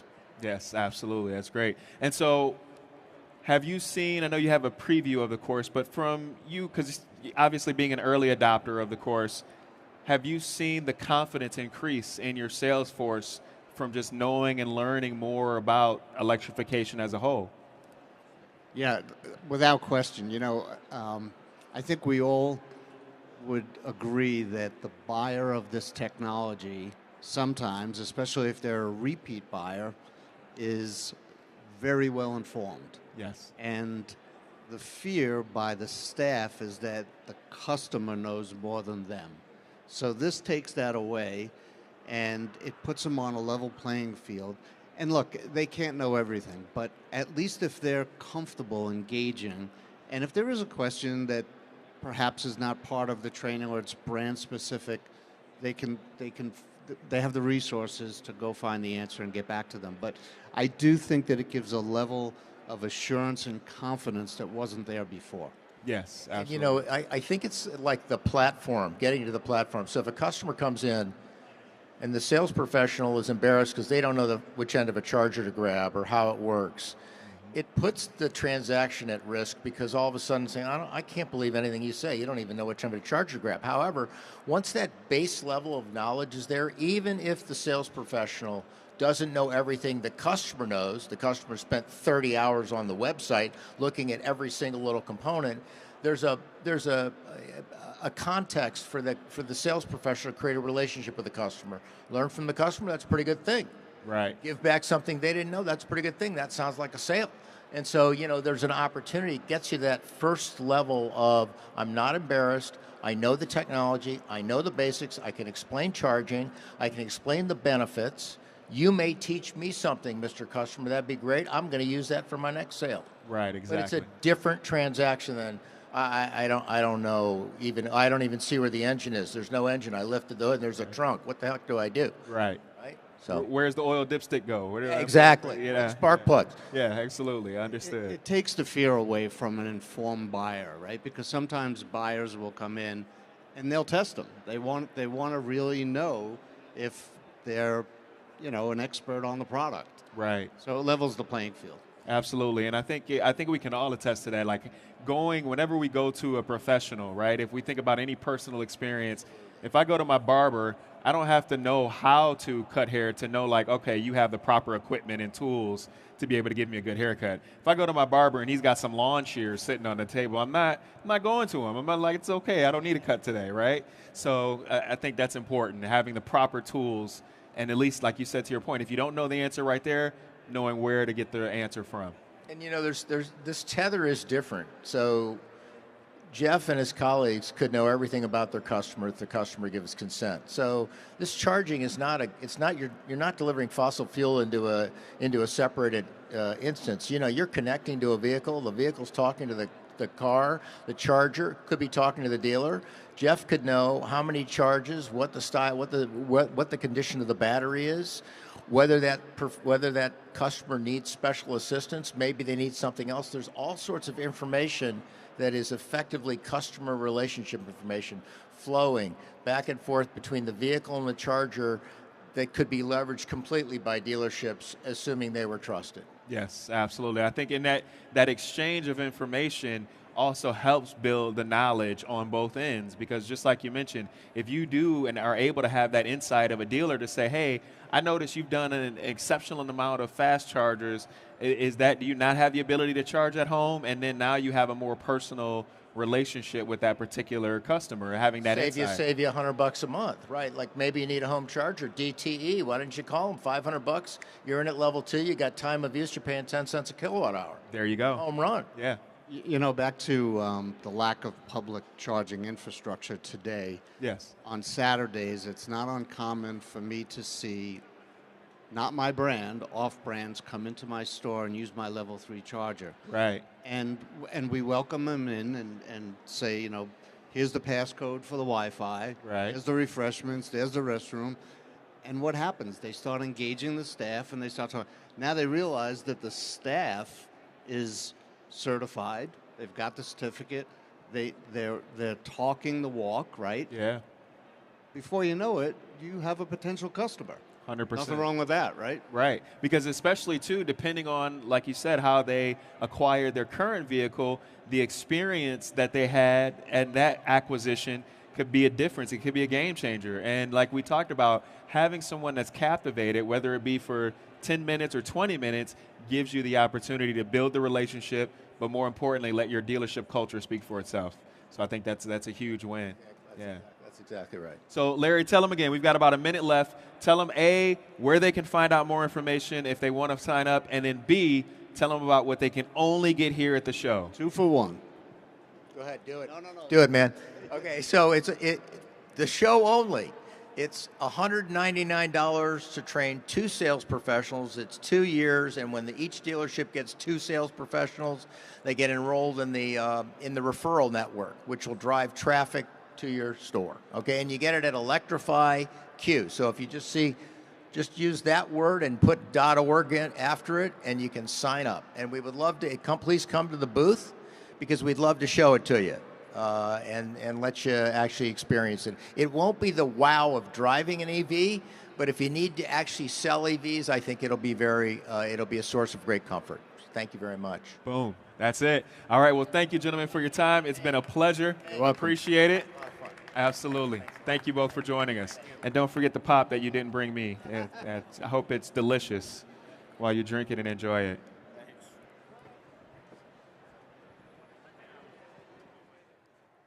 All right, so live stage, we're going to continue to have fun. We're going to keep the show rolling and going. All right, so with that to help me, we're going to talk about a great addition, and that is NADA Driving Ahead podcast, the future of the auto industry. And to help me do that, Jonathan, are you ready? Your mic's not ready. You're ready. Your mic's not ready. Do we have a mic? We do. There it is. How have you been? Good to see you. How you doing? I'm doing great. You're so great on stage. We love having you here. Thank you. I love being here. Awesome. You know that. Awesome. That's great. You're a key part of NADA Media. Our newest addition to the NADA Media family is Driving Ahead, the NADA podcast. We're super excited. This is a podcast where we're going after big, giant future issues, looking at trends across not only automotive, but technology, business, finance, energy, the economy, geopolitics, leadership, communications. We're basically looking at big, giant trends that we have all across the global industry and then bringing it back to automotive. So you can see, the episodes are about 20 to 30 minutes in length. Nice. All about how you can think big about your business for tomorrow. We have in-depth interviews with experts, and it's portable, on-the-go format. You can download them on the Apple Podcast app, or you can watch them on YouTube. Some of the guests that we have that are coming up in the queue, these are ones that we've already talked to. We have Daniel Yergin. He's one of the world's foremost energy experts, where we talk about the future of natural gas, petroleum, electricity, how all of that's going to affect the battery supply chain for electric vehicles. Paul and Andrew Walzer talk about the future of auto retail. They're a couple of the most cutting-edge auto dealers in the country. Jared Orton from the Savannah Bananas, we talk about customer centricity in marketing. Glenn Mercer, of course, one of the great auto industry analysts, we talked to him. Mike Allen and Roy Schwartz from Axios, which is a media company that is all about the future of communication and how you can communicate better with all of your audiences, from your employees to your customers and everyone else. Daniel Lieberman, this is a great topic here. This is a case where this guy is a brain scientist, and you might be thinking to yourself, Jonathan, why is NADA doing a podcast with a brain scientist? Right, absolutely. The answer to that is that brain science is behind human action. Human action is behind the way the consumer mind works. And when you delight a customer, you're actually driving a chemical reaction in their brain that leads to the firing off of dopamine. Now, we don't think about it that way. We just think about it. We think about driving. But when we step back and see the science behind customer adoption and customer delight, I think it's going to give everyone a bigger view of their business and a bigger view of everything that we do in the dealership. So those are the ones that are coming up. We're going to be releasing these about once a week, once every 2 weeks. We also have episodes that are available right now. We'll take a look at some of these. John Murphy from Bank of America, Peter Boulware, a Pro Bowl dealer from Tallahassee, Florida. Michael Dunn gave us a great insight into what's happening in China and the automotive market there, and how they're basically prepping themselves to take over the world with EVs. Jeffrey Moore was a great conversation. Definitely listen to this one. He's a marketing expert, wrote a book called Crossing the Chasm, which is about how it's difficult for every technology to go from the early adopters, the folks that are interested in gadgets and kind of being on the front lines of technology, right, but then getting over to the mass market where people are more practical, right? If Yes. you're an early adopter, you don't care that you might have to wait 3 hours to charge your EV. Right, because you've already committed. You've already committed. You want the latest thing. But if you are a mass market person, even if you're tech friendly, you start thinking about, well, gosh, I'd love to have an EV, but how is that going to fit into my life? Right. And that is something that happens with every single technology. He's documented it, and we bring that home to the EV transition. It's a great episode. Hope you guys would love to listen to it. Where can you get the podcast? You can get it on any of your podcast platforms. Please subscribe to it. We're looking for subscribers. We already have more than 3,000 downloads. We're super excited about it. But Apple Podcasts, Spotify, Amazon Music, Google Podcasts, and then you can also watch all of the episodes on YouTube. So that's great. Take a look at some of those. Yes, absolutely. I think, yes, let's do that. Let's take a look. Fed just announced earlier today their This is expectations John for Murphy. cuts next year will start to ease as well. So it is all kind of winding up in a very beautiful way, at least for our forecast, that we expect a real recovery in new vehicle sales as we go through next year and into a peak of about 17 to 18 million new vehicles sold in 2028. There'll be lower prices, there'll be lower mix than what we saw, but I think we're looking at a really big recovery. And what we've seen this year, and I think we'll see next year, is fleet vehicles have been the key driver of the upside. Fleets have not been able to get vehicles for the last 3 years. They're a bit less interest rate sensitive to the individual consumer because they just need the vehicles to operate. So I think that's been the real story this year, and the upside to the SAR, which is in the mid-15s, will be a driver of some small increases to 16.1 million units next year. And because we're looking at an industry that has such a huge impact on the economy, I think that will be somewhat of a flywheel. It gets the economy moving in the right direction, gets retail sales moving, and the retail sales will really kick in as we get into 25 and 26 and take us to that peak of 17 to 18 million vehicles. He made news. So what is the cost advantage based on? One of the big things to come out of China today is BYD is a perfect example of it, is vertical integration. So in BYD's case, they own not only all of the vehicle manufacturing, but also all the batteries that feed into those vehicles, and the cell manufacturing, and the mineral processing, and even have interest in the mines themselves. So as with Tesla, BYD has gone seriously into vertical integration. That allows them to control costs and drive down costs because it's internally controlled. So that's one. Labor is much cheaper. It's probably less than half of what we have, especially with the recent agreements with the UAW, less than half of what an American worker would make. So they save on labor. But keep in mind, there's other creative ways for China to gain cost advantages. For example, their factories might be supplied with energy at deep discounts by the local government. Hey, we'll power your factory for free for a few months this year. Or they may get rebates, tax rebates on anything they ship overseas. There's subsidies at the local level for buyers and for manufacturers. The other thing to keep in mind is the Chinese love to compete on cost. They'll say, if we can compete on cost and drive people out, we'll have longer staying power and we'll be able to sustain it. Later on, when those guys leave, we can raise prices and get our margins back. I was at Florida State, and people used to always think we had this magical playbook or we were doing special stuff. And the reality of it was we were doing the same thing that everybody was doing. The only difference was we were just consistent. We did the right things day in, day out, consistently, didn't miss. And when we got on the football field, it made it look like, wow, you guys just have this magical formula.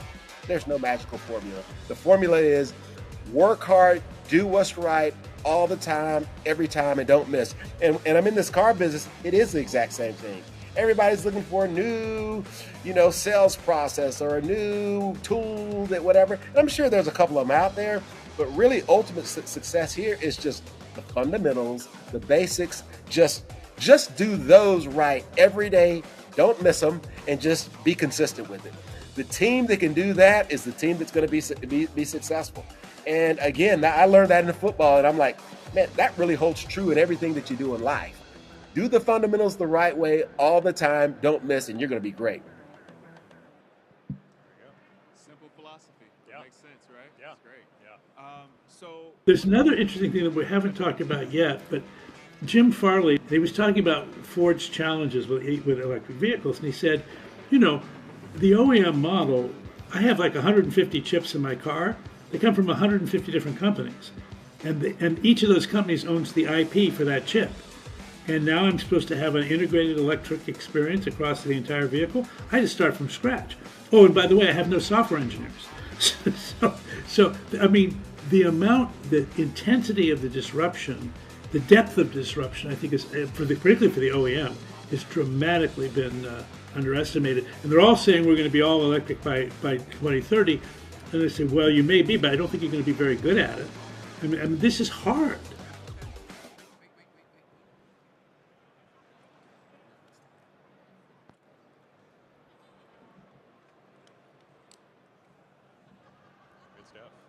So yeah, those are 4 of our episodes. John Murphy made news. He predicted a 17 to 18 million SAR in 25, 26. We weren't even expecting that, but that was great. Jeffrey Moore, of course, gets really, really deep into consumer adoption in EVs.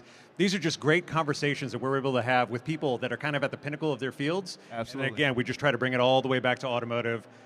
Subscribe on Apple Podcasts, Google, Amazon, Spotify. It's all there. Yeah, and I think one of the things that I love based on the lineup and just some of the snippets that we were able to see is the diversity, right? I mean, you're talking about really valuable information that no matter where I'm at in the facet of whether I'm a dealer principal or whether, you know, I'm involved in the auto industry or looking to gain more insight into the auto industry or what's going on, or I'm looking to arm my sales force with knowledge and information, I think what you're delivering is awesome content and also great information and education for everybody. Diverse fields. I'm glad that you brought that up. One of the things that we're looking at is talking about design thinking. Yes.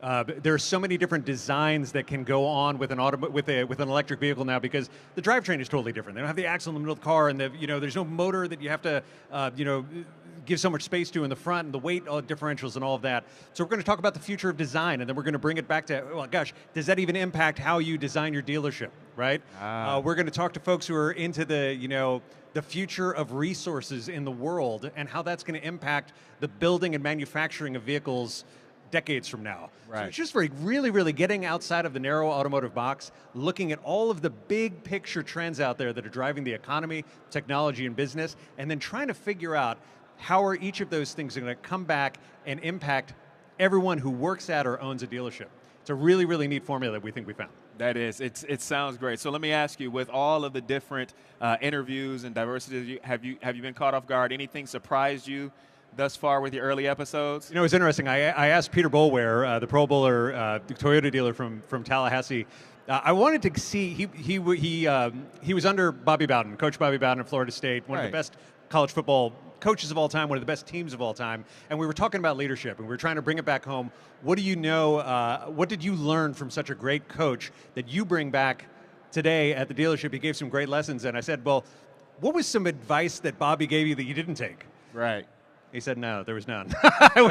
He took all of it. No, he took all of it. But you know what? He became the first round draft pick of the Baltimore Ravens, later won a Super Bowl, Pro Bowl. I mean, he was good, man. He took all of the good advice, put it into practice when he was a player, and then also, as he became a businessman later on. So really neat. Yeah, and I think that's a great point, because being able to take the right advice, knowing how it can apply, but then also doing the work. I think he even mentioned that in the snippet that we've seen. It's nothing more than consistency of doing the work day in, day out. I'm really excited for the future episodes and definitely looking forward to seeing more and more coming out of it. Excellent. No, it's great. We're super excited about it. Please subscribe. Love to see you guys there. Right, absolutely. And it looks like, do we have some time? Do you want to take any questions from the audience? Any questions from the audience? Kind of winding down.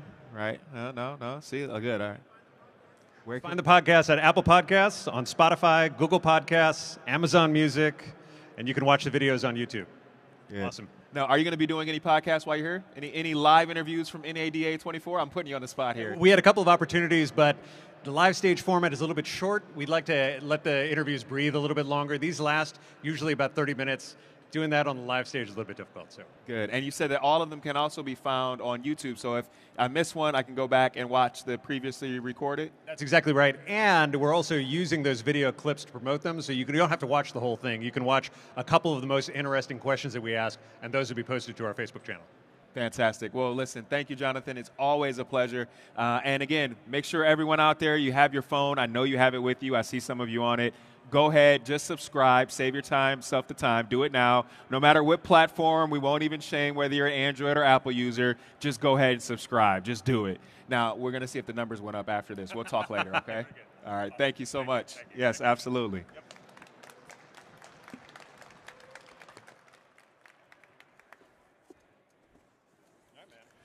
My pleasure.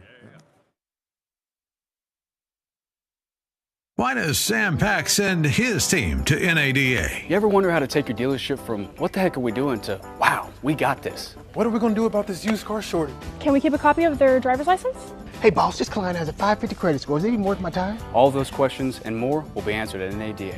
The National Automobile Dealer Association show, where you learn A to Z of the car world. Remember 1917 when cars were considered a luxury? Nope. Neither do we. Thanks to NADA, cars became a mass consumer good, saving our granddaddies big bucks. NADA is more than just a legacy. It's a visionary leader for the automotive industry. With their guidance, dealerships stay ahead of the finance trends and champion fair practices against restrictive regulations. At NADA, your finance director will learn valuable techniques on safeguarding your customers' information and how to protect your dealership against fraudulent activity. I also learned about fair lending practices, identity theft, red flags, and OFAC requirements. NADA teaches us on how to hire, train, and retain quality technicians. And proper scheduling is crucial to keep those technicians busy and productive. At NADA, we learn about and buy the latest equipment and technology to make it happen. At NADA, your used car manager will learn the latest techniques on acquiring used car inventory, pricing and advertising to the market so that you can survive any disruptions to the new car supply chain. Thanks to the NADA training, I can better navigate the used car marketplace. Become a used car value guru with NADA's invaluable resources. And did we mention the celebs? From Ronald Reagan to George Bush, they've all made pit stops at NADA. So why go to the NADA show? Because you can turn oh no into pro. With NADA, we've turned 5-star Ford into 6-star Ford. Sean, that's not a thing. With NADA, anything is possible. Don't miss the auto industry event of the year, NADA Show 2024, driving the future.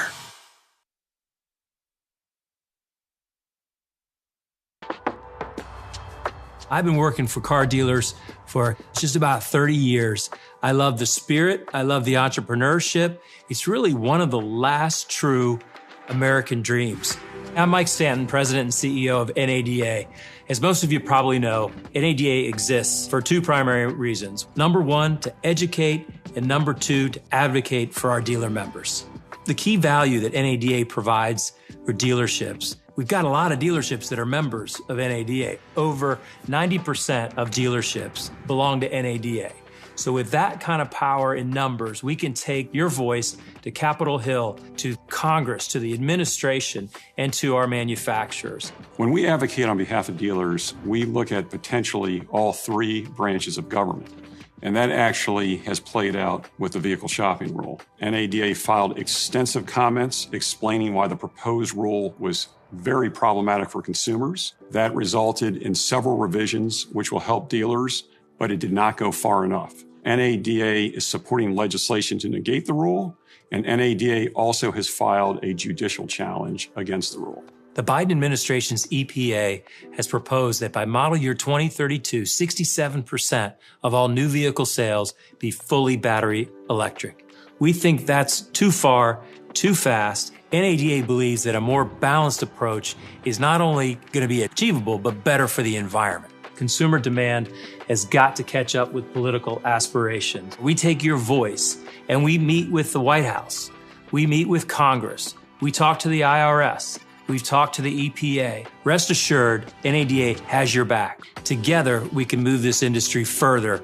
So if you're not engaged, please get engaged. But we're here to help you do just that. We're glad you're here at the NADA show. It's a great opportunity to learn from each other, develop new relationships, and grow. Thank you.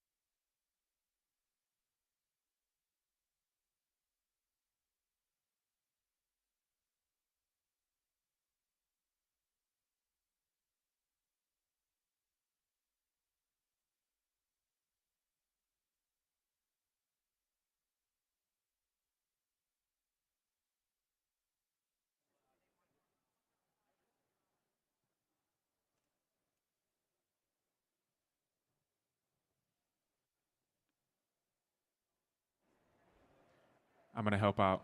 We're going to do it together. I like it. I like it. See, one of the things that you guys don't know here, thank you so much.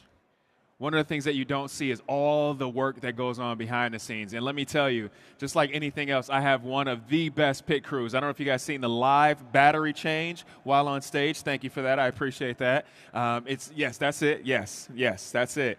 It's a lot of work, and you would be surprised at all of the things that go into it. So I just want to say thank you to everybody, back of house, front of house, all around, taking care of all the logistics of the electronics. But let's go ahead and move forward. We want to finish up strong today, and we're going to talk about what is NADA Engage. And to help me do that, I'd like to welcome up 3 guests. I have Steve Park, Steve Kearney, and Logan Gassman. So let's give them a round of applause as they come on up. Gentlemen, come on up. They're debating on who wants to go first. Look at it. No pressure, no pressure. Come on up, come on.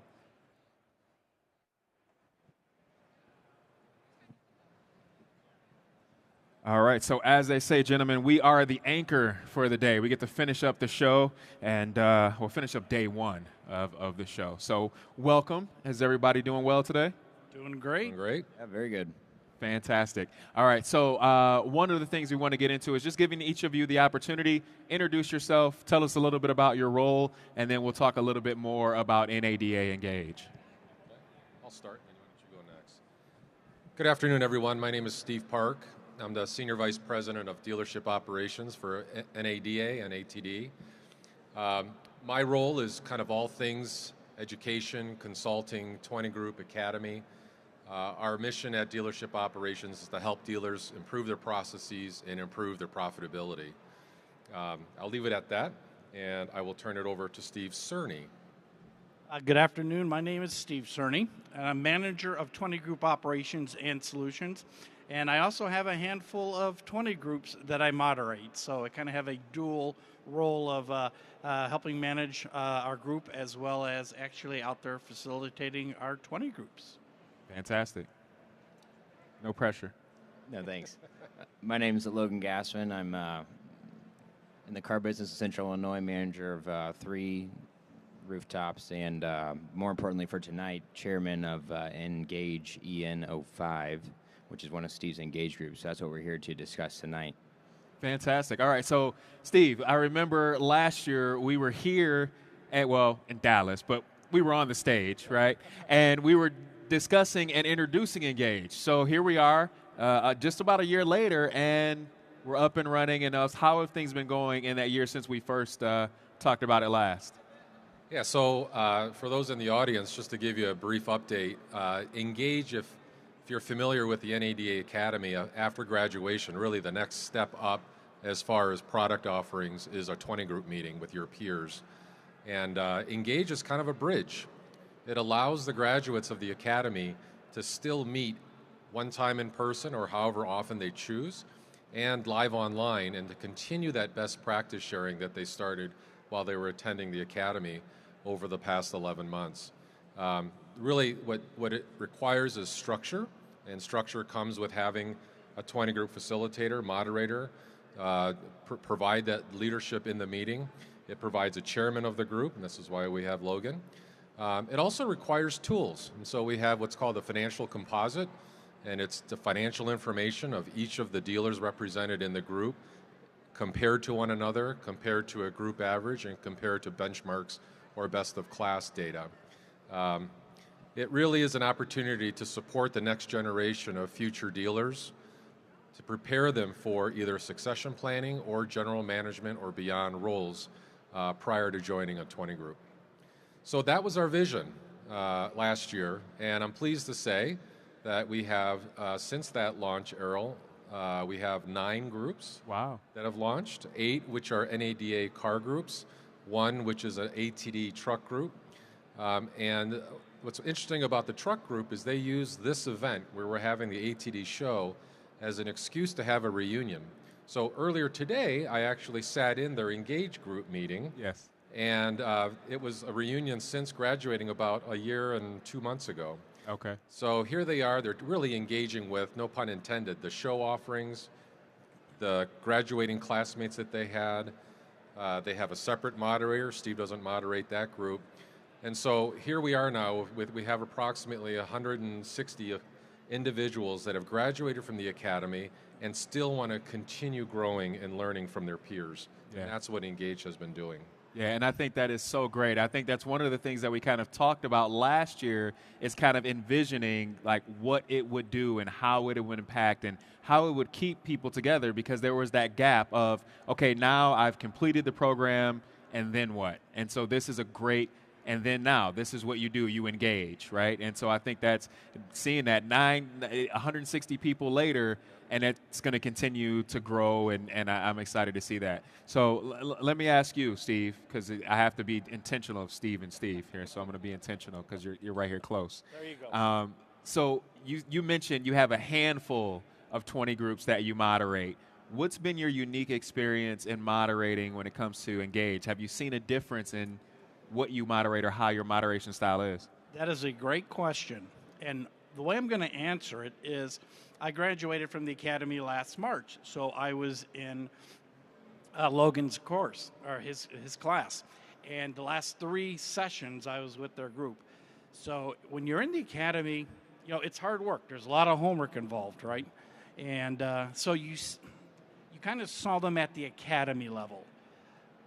Fast forward to October, we had our first meeting, and we had 11 or 12 of the 18 participants, students that were there, and to see this level of engagement where, you know, they weren't doing homework per se. Right. They were really talking through, they're looking at each other's composite, they're looking at their financial statement. Yeah. Right?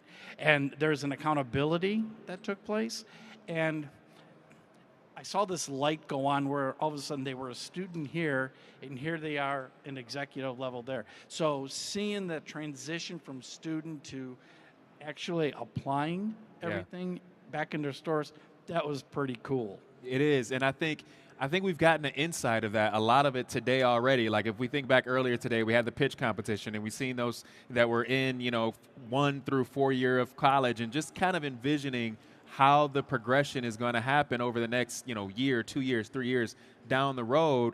I think that's huge. So that's very exciting. And Logan, you're not off the hook. So I know you put your microphone down as if I wasn't going to come to you with a question, but you're not off the hook. So I understand that you're not only in Steve's Engage group, but you're also the chairman of the group. Is that correct? Is that accurate information? Yes, that's correct. Okay, fantastic. So with that, tell me about your experience as chairman. What has been your highlight of being chairman so far, and have you found any challenges that you didn't expect in your chairman role?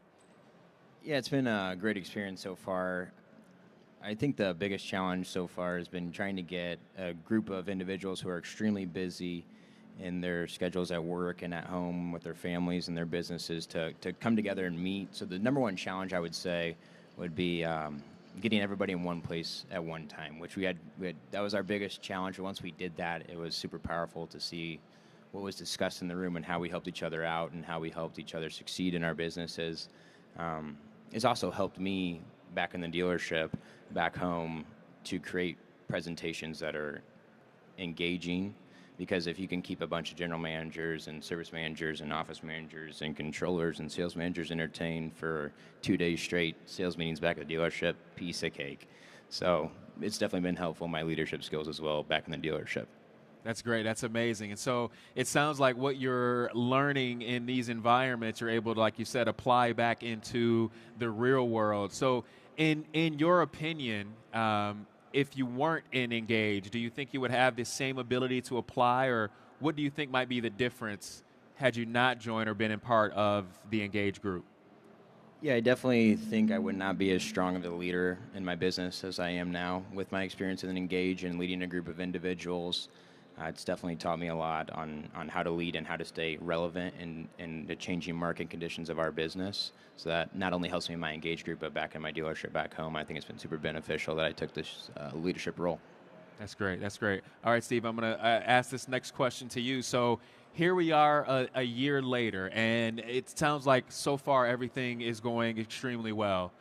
When we come back and we talk about this next year, what are some things you project or some things that maybe you're working on to kind of keep the needle moving forward? That's a great question. And I mentioned that I was at an Engage meeting earlier today. Well, actually, just before coming here, I actually recognized 4 different class graduates of the Academy in a graduation ceremony at the Wynn, or excuse me, it was at the Encore. And these were 4 classes that attended the Academy live online. Okay. That had not seen each other physically ever before. Wow. It was like Hollywood Squares on Zoom. For 11 months, they took their classes online only. Yes. And talk about engagement. They wanted to have a formal graduation and meet their classmates in person. And that was the first time that they did just a couple of hours ago before I got here. Right. For them, they're asking the same question. What's next? What do we do? Right? And so for us, it's just like proof pudding, right? It's not like we're just playing in a laboratory. We have a pipeline of students that have invested their journey, their career development through the Academy, and they're finished and saying, how do I keep learning? Yeah. How do I keep growing from my peers? And as the association, we're member serving, regardless of what generation that they are in or what role that they're in at the store. So we have to keep providing those tools to keep them kind of glued together. Right. So I think a year from now, what we're going to see is we're going to see a group like EN05, which is the group that these 2 gentlemen are in. Even though they're meeting once a year, what we might find is they might be up here again saying, you know what, we really ended up meeting twice a year in person. In addition to the quarterly Zoom calls, because we want there to be like a connective tissue every month. And who knows, maybe it becomes 3 times a year that they meet in person. Guess what? Once they've graduated to that level, for those of you in the audience that are familiar with 20 groups, the light will just click on. You'll say, well, wait a minute. That group just evolved into a 20 group. Yes. So remember what I said earlier about the Engage being a bridge between Academy and 20 group. A year from now, the value that, that Logan and the rest of the members are going to get from being in Steve's group, it might reach a critical point where they say, we need more. Yeah. Right? And we need to be together more often in a year. And be mindful of expense, too, at the same time. Right. And that's success. Yeah, and I think that's, you hit it on the head, because I think one of the things that you mentioned is commitment. Not only are they committed to their own personal education, but they have conviction and commitment to one another. Because to be able to stand up and say, hey, no, we want a formal graduate, like we want to acknowledge and meet and be face-to-face and not just in the Hollywood Squares, as you mentioned, I think that's a big, big deal, because having someone that has gone through it with you and is still with you is a big, big thing, right? And having that connection and, like you said, the evolution. We started here, and it's almost like creating milestones along the way that everyone can share in together and kind of continue to evolve. So, all right, Steve, I've got a question for you now, and you can.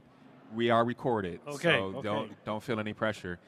Do you have a favorite group that you moderate? Wow, they're all unique, so they're all equal in my book. But what I want to talk about with the Engage is, we have some challenging times now and going forward. And, people often ask what I do, and I said, I kind of manage accountability groups. Oftentimes these managers don't have anybody that they can kind of call on or look at their business differently. And with our Engage group, we have, 15 different brands, involved. Doesn't matter what the sign is out front. Right. It comes down to, your people, your process, the technology. So, the blocking and tackling is kind of the same. And it's good for these men and women to hear how other dealers may be struggling, or, Logan may have had an issue 6 months ago that, Steve could maybe benefit from now. So that's what's the cool thing, because now they have this accountability group that, they can reach out to. So I can't say that I have a favorite, because they're all very unique, and I enjoyed being around them. And you know what? Our first meeting was pretty cool. And this group has actually decided already to meet twice a year, and then we do 2 virtual sessions. So we're going to be doing a dealer visit sometime this summer to one of the members' dealership, and we're going to go in, we're going to critique, look at the business differently, and it's going to be great for these managers to see how other operations are run. So That's great. You did a great job answering that question, by the way. I threw you a I curveball. danced well. And you did, yes, you did a great job. So, Logan, let me ask you, Steve kind of mentioned that you guys made a decision to meet twice a year. Why do you feel that decision was important, and can you speak to kind of what led to that decision to do the twice a year versus the once a year? Yeah, so we started off, our first session was a virtual session, and it's great. We can get a lot of content out in a short amount of time with a very low expense. Obviously, the only expense being your time. Right. So we wanted to get a commitment to move forward to an in-person meeting, which we did, and we went back to Tyson's to NADA Academy to do that, to keep costs low. We wanted to respect the fact that this is a new program and that many people needed to get sponsorship buy-in in order to do it. So we wanted to keep the costs low. So we went back to Tyson's to do that, had a great first meeting. A lot of people saw how valuable it was to meet in person. So we decided we want to do this more. So we decided to add that second visit, but we're also still respecting the cost of the program, as we understand 20 groups can be expensive, so we want to keep our engaged group open to everybody. That's great. I think having that mindfulness is awesome because you're right. You do want to, it's an investment of time, but of resources, and you want to be mindful of both. So let me ask you, because you mentioned it, what was something, and this could be a personal or just in general, that you've seen as far as the difference between the virtual and in person that you were like, this is the difference. This is what was missing? Well, one problem we have with the virtual sessions is it's hard to have everyone get an opportunity to talk amongst themselves. Excuse me. You can do breakout sessions, but then the whole group isn't involved, right? Okay. It's hard to have one Zoom call with one audio feed coming through and everyone's trying to engage in a conversation. That's difficult to do through a Zoom call, but when you're in person, everyone can communicate as one conversation, and that's super valuable because no matter where they're at in the room, they can hear what the other person's saying, and they can jump in at any time if they have something that they think is beneficial to the conversation. Absolutely. It's a lot easier than having to fumble with the mute button and then talking. And then like everybody's, you're on mute. So I agree with that. That makes sense. And then, Steve, let me ask you, because Logan talked about, okay, we made this decision. We've seen the importance. How is NADA and Engage going to continue to make that space for those type of decisions? As far as, I know the fundamentals say, hey, we're going to do one and then the quarterly meeting. But what happens when the groups decide, hey, we want to do more? How is NADA going to continue to kind of help create that space so that they can keep that cost low? Have you thought about that, or has that kind of been a discussion? Yeah, so last year when we were together, I think I mentioned to you that we were launching this as a pilot program. Yeah. And one of the questions you asked me was, what's the cadence of meetings? How are you going to decide if it's in person or live online? And my answer to you, if we were to replay that tape, I said it's personality. Again, for those of you that are in 20 groups, you know that the personality or the DNA of the group is made up of the personalities of each member, right? And so we didn't want to put, fence posts up to say, you shouldn't do that or you can't do that, right? As a member-serving organization for the next gen, we're just listening. What are you guys getting out of this? What are you ladies getting out of this? What should we be tweaking? What shouldn't we, right? What do you like? What don't you like?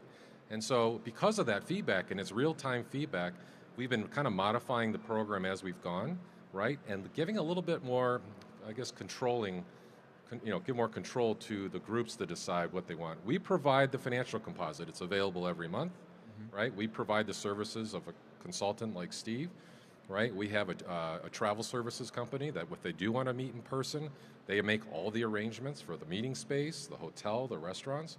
And so, we need to communicate to them what the budget is, right? And so setting expectations. All different types of groups. There are some groups that like to go to extravagant places, which, quite frankly, engaged groups are not like that. Right.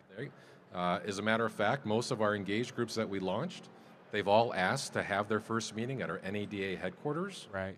My immediate question was, well, why? Yeah. And they said, well, wouldn't it be great for us to see our instructors again that taught us in the academy, because that's where they are. And I said, absolutely. And they said, wouldn't it be great to have access to Mike Stanton, our president and CEO? Absolutely. How about our legislative and regulatory? All these things that are going on, these challenges and headwinds that we're facing as dealers, we'd really like to tap into the resources at NADA's headquarters, right? So most of our engaged groups that have launched, again, has been in our headquarters, and our headquarters, quite frankly, is the home for our members. Yeah. So if they're having a meeting in our headquarters, there isn't a meeting expense there at all, right? Right. So they're having the meeting in their own home. Yeah, and that's that's what I was trying to get you to, is that it's creating that not only safe space, but it's like a homecoming, right? Like, I know that I have not only these resources and tools and great moderators like Steve, but I also know that I have a place that I can say, I can go here and get the support, get the information, get the knowledge, but then more so connect with my peer group and continue to move forward and do that. So that's awesome. That's good to hear. So, Logan, I'm coming back to you. All right. So for anybody that's out there or watching and listening, what advice would you give to kind of making that transition from graduating to then getting involved in an engaged group? What's some advice or things that you can share that have been insightful for you? Yeah, the first thing I would say is that if you make the decision that you're going to... Sorry, the mic doesn't want you to be great. Yeah, doesn't want me to talk no more. If you're going to make the decision to be engaged, make sure you're respectful of all the other group members, whether that be from a cost standpoint or how many virtual meetings or in-person meetings you have, because the more participation you have, the more valuable it's going to be to the whole group. So, and like Steve was talking about, when we didn't have the set structure, we let it decide to the class and the group of students. If there was a set structure, I don't think that Engage would have had the success it's had. Because if we said, hey, there's going to be 4 in-person meetings, most of the people in the room, whether they're a sales manager or if they're not a GM or a dealer in the room, they're probably going to take that home to their sponsor, and that's going to get thrown out right away. It's too expensive. I'm not sending you to go to vacation for 2 days, right? Because that's sometimes the idea of what a 20 group is, even though it's obviously not the case. But it's expensive, and you're going somewhere nice. So we wanted to take that out of it completely and make sure it was open to everyone. So make sure we respect the opinions of everybody in the group. That way we get the most participation possible. Yeah, that's great. That's great advice. I think and you nailed it, right? It is about being respectful, but also understanding the climate of, hey, this is something that I know is beneficial and impactful, and I'm going to be able to, like you even talked about yourself, bring it back to my dealership and have better leadership when it comes to that.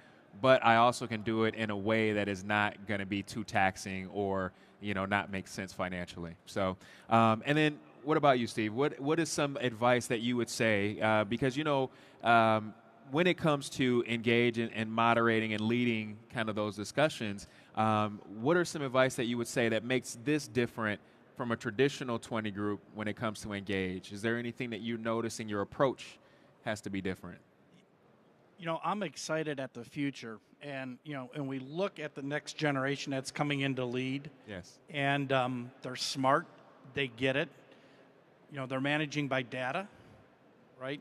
And nothing's being handed to them. They have to work hard, but they're engaged with the business, and it's a great stepping stone as they continue to evolve. But again, I said earlier, the business is going to change, right? And the leaders are going to change, and I'm just excited to see who's coming through the academy, who's getting involved with Engage, and they're taking it seriously. And again, it's a peer group where they can continue to learn and to develop. They get a lot of knowledge here, a lot of education here, for the next couple of days, but we're able to maintain it, through the year. Yeah. And so I am excited at who's involved. And when I sit there and look at them, when we're even doing the Zoom meetings, they're active, but there's something to be said about eyeball to eyeball. Right. Yes. And it's a great group, and I'm pretty excited. So it sounds like adaptability and flexibility are some of the key things that is going to be needed, because like you said, it's changing. Technology is changing. The way of meeting is changing. The decisions are changing, whether we do it in person once, twice, or however many is necessary and affordable. All of those things have to be thought about and considered. But go ahead, Logan. Yeah, if I can add something to that real quick on the importance, in my opinion, of the Engage group is the diversity in the room. Yeah. So at NEDA, we're talking about the power of the room. And in an Engage group, that power is strong because you have so many different outlooks, whether it be a large Toyota store or a small Ford store, or you can mix that around any size or any brand that you want. And the diversity we have in that room, we can attack any problem. We've been able to solve it. And the fact that we can respect each other no matter what our position is, the size of our store, the franchise of our store, you don't get that in a 20 group.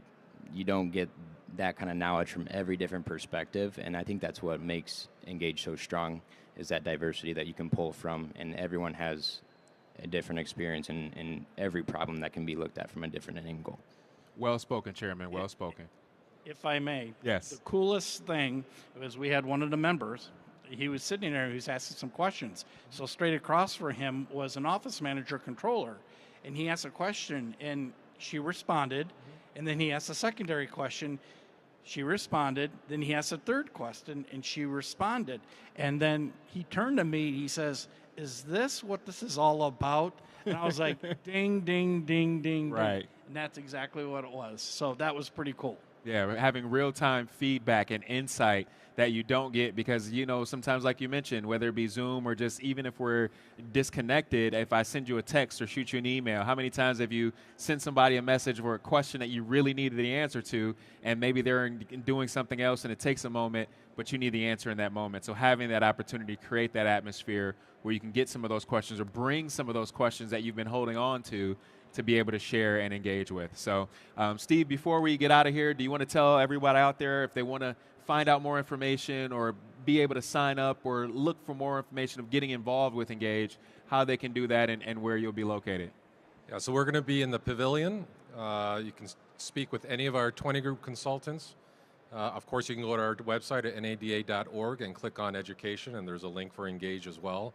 But I'd encourage you all just for the audience that are out there that are actually the sponsors who are authorizing the member to attend and engage, I just ask you just to remember that ultimately success is when the member is able to implement something that they learned or took away from a group, and it's measurable financially, and you see the value proposition in your monthly financial statement, right, and multiply that by 12, right? It's not hard to uncover really the kind of the golden nuggets, if you will, but they have to have something to go back and apply it to. Right. And in addition to that, they have access to our instructors as well. So think of it like an ongoing crutch or counselors that they have, or professional coaches at a gym. That's who our instructors and our consultants are for the next generation. Yeah, that's a big advantage when you think about, like you said, multiplying the benefits, because sometimes you won't see that tangible right away, right? But the intangible part of that is kind of how Logan talked to it earlier, the confidence that he comes back with, the knowledge and the ability to lead in a better way because he has insight or has gained that insight from coaches who are able to help guide and instruct them. So I think that's a huge point. So again, for anybody out there, if you want to get more information, visit the pavilion. It will be open tomorrow. And so we're excited. Steve, Logan, Steve, thank you all for being here. Thanks for closing out the day with me. Super excited. And thank you guys for your time. Thank you. My pleasure.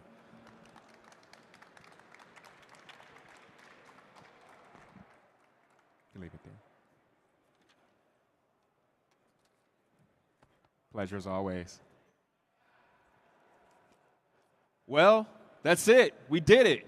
Day one complete, right? It's great. Now, for everybody out there, get ready for the welcome event. Go, go, go. Get ready. Get spruced up. I'll see you later. I already have my menu selection. So if you see me eating, just wave, and I'll talk to you after I get done. But other than that, be right back here tomorrow. We're super excited. We are going to do, of course, the opening of the show floor tomorrow and have some other engaging events all day throughout the day. If you download the app, you won't miss anything because it'll be on your schedule. All right, thank you all, and we'll see you tomorrow.